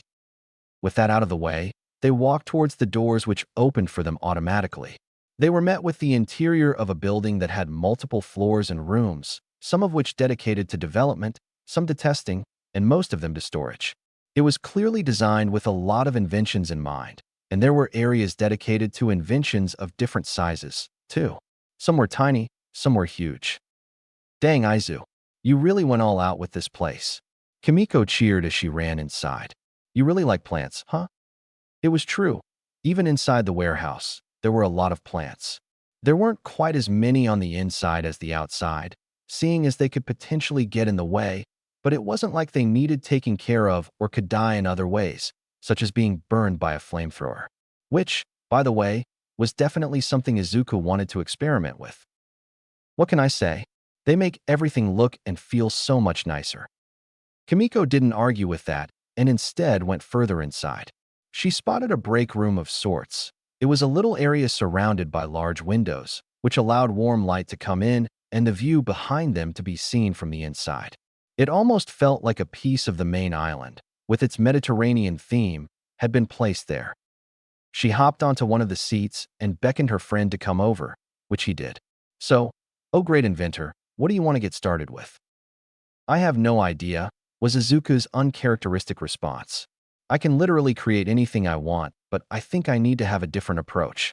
Like, I need to come up with specific solutions to specific problems, rather than just creating random things. I get that, Kimiko replied. So, how about for now we come up with a few scenarios, and we can go from there. There are plenty of scenarios that could be considered classics for heroes by now, right? Izuku hummed in agreement. You mean like a burning building or a hostage situation? Yeah, and then from there, we can think of transport for you as well. I know teleportation is handy, but it's not flashy, and you want to be a flashy hero, don't you? Definitely, though my wings fit the bill quite well already. Right, but a vehicle would be cool too, right? Then there are also certain situations to consider such as unknown fights or fights against multiple villains, or indoor versus outdoor battles. The way you approach them has to be different. Izuku's head was flooded with possibilities. He wanted to work on all of them right away, but he knew he had plenty of time and just try to enjoy the process. It was just hard for him, considering he had to actively not use the full extent of his divine powers and instead approach the situation with his human brain. He knew what he had to do, though. He was going to do this in the best way he knew. Time for a new notebook. Chapter 8. Thou shalt fire thy weapons.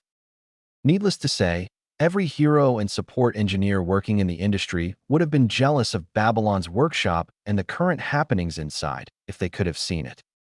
Izuku felt like a madman drunk on creative energy. He was addicted to the rush of endorphins as he created one new support item or weapon after another.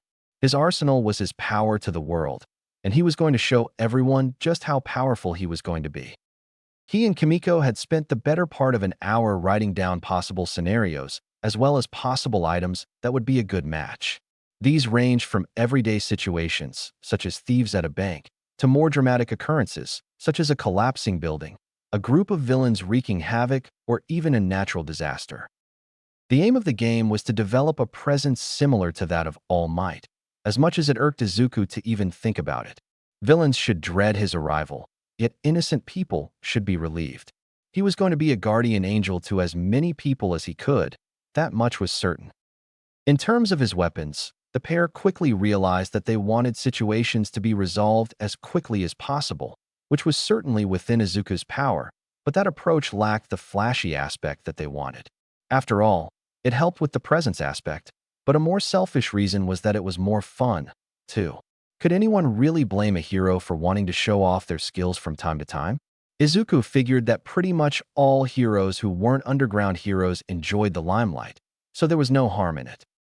As such, after a rather intense discussion, they settled on a wide range of approaches. After all, there was no need for Izuku to limit himself in any particular way since his quirk would explain the literally endless number of items he could create. He ended up creating some standard weapons which could be customized on the field, such as guns and knives with some added features, as well as a flamethrower that could change to water or even air. Who knew when you would need an air cannon? By keeping the design the same, he could stick to a recognizable brand while making it easier to think in the heat of a mission. He wouldn't have to worry about the aesthetics of anything on the spot, which made things a bit simpler. Before they continued with the more overpowered weapons, Izuku figured it would be a good idea to test some of his new creations. So, he was stood in front of one of the benches dedicated to item creation, where his primary gun, knife, and flamethrower lay. He went with the gun first, willing the other two items to come with him to one of the main testing areas. This room featured several ranged targets, which Izuku had modeled after the kind that police officers use for target practice. After all, if it worked for them, it would work for him, even if his gun was much more complex than that of any shooter he'd ever heard of. In addition to these, there was blocks of a cement-like nature, as well as three-dimensional dummies. It would do for some basic testing. With Kimiko standing a ways behind him, Izuku settled his nerves. As excited as he was, he needed to focus. Lifting the plasma gun, which was its current state, he took aim at one of the dummies, trying to focus on the center of the head. He pulled the trigger, and there was a bang. The gun recoiled a bit more than he'd anticipated, but the end result most certainly did not disappoint. The entire top half of the dummy had all but exploded as the plasma bullet had detonated upon hitting the dummy, leaving nothing but some charred remains behind. Woo! Kimiko cheered. Bullseye. Huh, that was incredible, he concurred. Now try one that you can use on humans. Izuku followed her orders, willing the gun to change, staring at the gun in his hand as he did. It was a simple design, really, and was quite futuristic and sleek compared to the simple, blocky black guns that were usually used by people. His gun was white with a few gold accents, and the minimalistic design was accentuated by multiple neon stripes that glowed with vigor. When in plasma mode, the gun had glowed magenta, and now that it was in stun mode, it glowed yellow. Stun mode was by far less destructive since this mode was designed to actually be used on humans. It was a good, non-lethal option that could quickly incapacitate villains, while still retaining some of that flashiness that he wanted. He willed the dummy that he had just destroyed to repair itself, and while it still looked the same overall, there was now a green bar on its chest. Satisfied, Izuku took aim again and pulled the trigger, which sent a small rubber bullet straight to the dummy's head, much like the previous time. There was some kind of electricity embedded within the bullet, and upon contact with the dummy, the green bar went down to 0% almost instantly. If that had been a human, they would have been down for the count for a while. Izuku grinned. It's perfect. I could give Snipe a run for his money. That hero who can control a bullet's trajectory? I bet your aim is even more accurate than his. Kimiko snickered. Oh, the chaos that this child will bring. In a good way, of course. Izuku decided to teleport the gun to the storage room. His first official creation was finally settled in its compartment, and he couldn't wait for the room to be absolutely filled with his creations. Next up was the knife. Its silver blade resembled that of traditional Japanese craftsmanship, except it also had some minimalistic neon lighting to match the aesthetic he was going for. This time, it was a single strip running along the length of the entire knife that ended in a swirl. The blade could become longer at will, transforming into a sword of sorts. Another special feature was the fact that it could change temperature. He didn't know how useful that would be, but at the very least he could make some very quick toast if he wanted to. He decided to torture the same dummy as before for this trial, promptly cutting off one of its arms like it was nothing. Izuku was a bit shocked at the imagery, but did his best to shake himself free. Finally, with the knife nestled next to its kin in the storage room, came the third and final weapon for the day, the flamethrower. It was large and needed to be held with two arms or with some shoulder support, but it wasn't too heavy. This weapon was certainly for show, especially with its design that matched the previous weapons but had even more lights, this time in red, and honestly, Izuku had no idea if he was ever going to use it, especially since the gun was much easier to handle and could do more or less the same things. But you could never be too prepared, Izuku mused, and besides, it was a freaking flamethrower. He was going to have some fun with this. He turned to the block of concrete this time, having decided that the poor dummy deserved a break. Placing the flamethrower on his right shoulder and placing his hand near the trigger, he placed his index finger where it belonged and pulled. Out of the front came a massive flame that incinerated the entire block in seconds. Hell yeah, he cheered. Briefly wondering what life would have been like if he had inherited his dad's fire-breathing quirk, Izuku set the flamethrower down for a moment. The ashes on the ground disappeared and a roaring fire appeared instead. The neon lights changed from red to blue, and once the flamethrower was back in position in his hands, a strong stream of water gushed out, extinguishing the flames quickly. Well, at least we know you could become a firefighter if all else fails. Izuku turned out with a raised eyebrow, trying his best to muster an unimpressed look, but ended up failing terribly as he started laughing. Willing his current weapon to storage, he walked back to where the fox was standing. Well, we've got some basics done. What should we do next? He asked as he assumed a thinking pose, his fingers around his chin as it often was. Kimiko hummed as she pondered his question for a moment. How about something to incapacitate a large number of villains, and then something to rescue a large number of civilians? They could be two separate things or variations of the same item. That's a good idea, he agreed. It's venturing into overpowered territory, but I say we go for it anyway. Chances are, the more people are present, the more dangerous the situation is. And I don't know about you, but I would want to resolve something like that as quickly as possible. I'm not risking lives just to keep up appearances. Yes, exactly what I was going for. All right then. So, I could use teleportation, or I could use some sort of gravitational pull, maybe coupled with something that shocks villains unconscious? I can be rough with the bad guys, but I don't want to end up risking even a single bruise when it comes to rescuing civilians.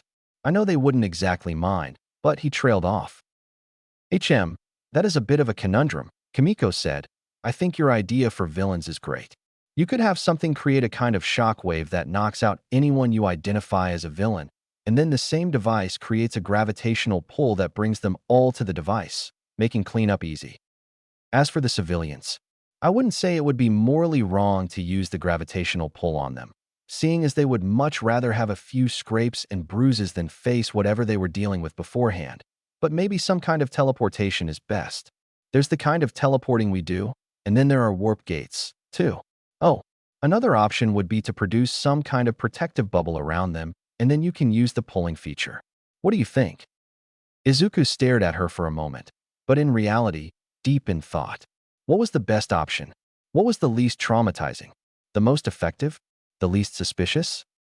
I think the most effective solution would be either teleporting or using the warp gate idea. It would mean two different gadgets, but that's hardly an issue. Actually, the more that I think about it, it would make sense to use teleportation for villains, too. After all, what if they're all in locked rooms or something like that? Gravity can't make them intangible. I mean, Kimiko started, you could always add that feature, but I agree. So, that means you need to make a simple device that teleports certain people to a different location, most likely where the device is, but not necessarily. Then, the same device has an added stun feature, which sends out a shockwave that knocks out anyone you want. And that last part can be explained with my mindscape, Izuku added. Since it's powered by my mind, the device can recognize targets based purely on my thoughts and emotions. Right. I think we got it, Kimiko cheered. So what's it gonna look like? Izuku wasn't sure. It could be as simple as a little device with two buttons, but that would hardly work with his new aesthetic that he had worked so hard on. No, this thing was going to be used a lot. Maybe, so it needed to look good. It should be portable, and, now that he thought about it some more, technically didn't even need buttons. It was powered by his mind, for heaven's sake. Haven't used a pun like that in a while. It then dawned on him even more just how literal his thinking was, and how he needed to detach himself from it. It could literally look like anything. And so, with the circular design of warp gates in mind, he created a simple pendant that rested on his chest like a necklace. He picked it up between his fingers and added some grooves to it, just to make it look a bit fancier, and then willed it to never leave his chest unless he touched it or he willed it away entirely. He didn't want it bouncing around when he was running or fighting, even though using it would just end most fights instantly anyway. This thing is going to make me way too overpowered, isn't it? People are going to hate me, he said with a sigh. He wasn't sure about this one. Come on, only villains will hate you. Well, you might pick up some rivals along the way, but they don't matter.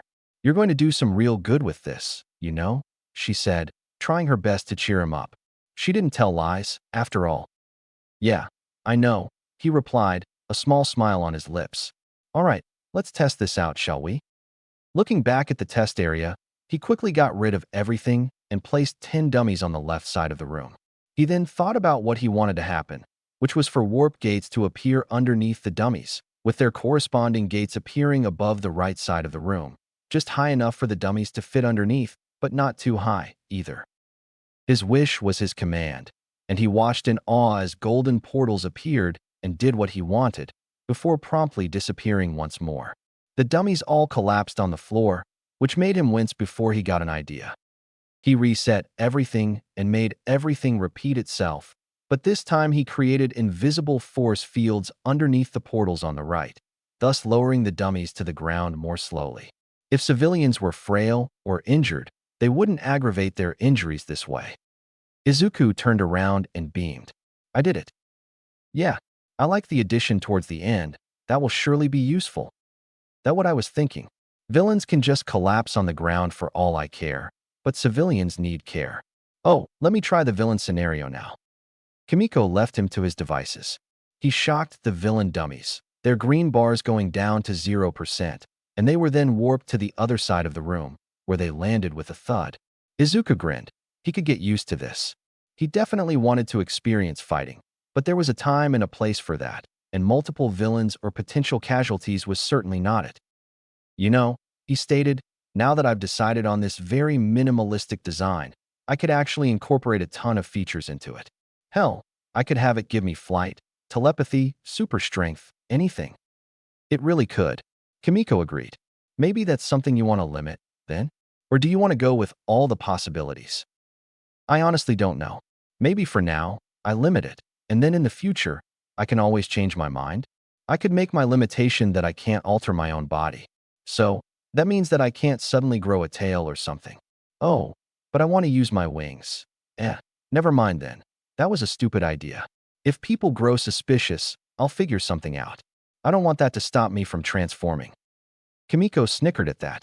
Oh my gosh, you would look adorable with cat ears and a tail. Very funny, he deadpanned.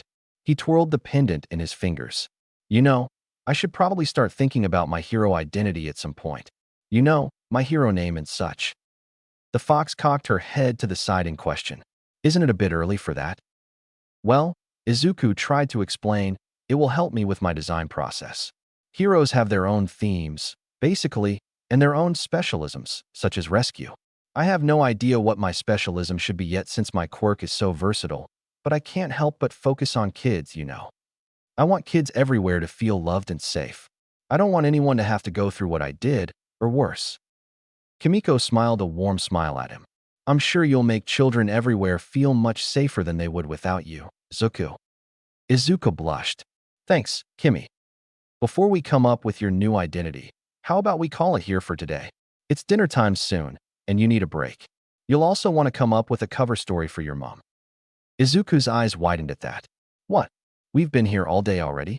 Shit, Mom's probably worried. I haven't texted her all day, and I didn't even tell her I was going out. All right, let's just go back home. Tell her you were buying some food for me, and your phone died. Oh, that's a simple answer. You're good at this, he said. Naturally, she replied with a grin. X. On a different plane of existence, 5 divine beings were gathered once more as they discussed recent events. It hadn't been long since they had chosen their new master, their new lord, but they saw that he was already making strides in his development, just as they had anticipated. After all, they knew all. It might have seemed strange for humans to consider such a meeting. After all, meetings were nothing more than a means to share information. So if everyone present already knew everything, what was there to discuss? Well, even divine beings had opinions, and meetings such as that one helped make sure that everyone was on the same page, as it were. I'm glad to see that Kimiko is proving to be a good companion to him. The first angel spoke as they laid down their cup of green tea. And I must say, Midoriya chose a wonderful name for her. That he did, the third angel agreed. And his new quirk is most marvelous, too, the fifth angel added. It is truly befitting for our new lord to harness his new powers of creation in this way. The idea of creating a parallel plane to Earth is most ingenious. Indeed, the first angel replied. The fourth angel decided to speak up. I do worry for him, though. His first trial is fast approaching, and his fragile mind will be most tormented. The angels looked at each other in solemn agreement. The upcoming events would be happening too soon for their liking, but it had to be done. With Izuku's new status as god, which was above their own status, the future was not set in stone like it was for the mortals down below. All the angels could see were different timelines, which all depended on the choices that their new lord would make. Each choice led down a different path filled with different consequences, none of which being particularly pleasant. The angels knew which path he should choose, but they felt that Izuku would go against their recommendations. All they could do was to hope that Kimiko would advise him well in their stead and that he would not crumble under the pressure.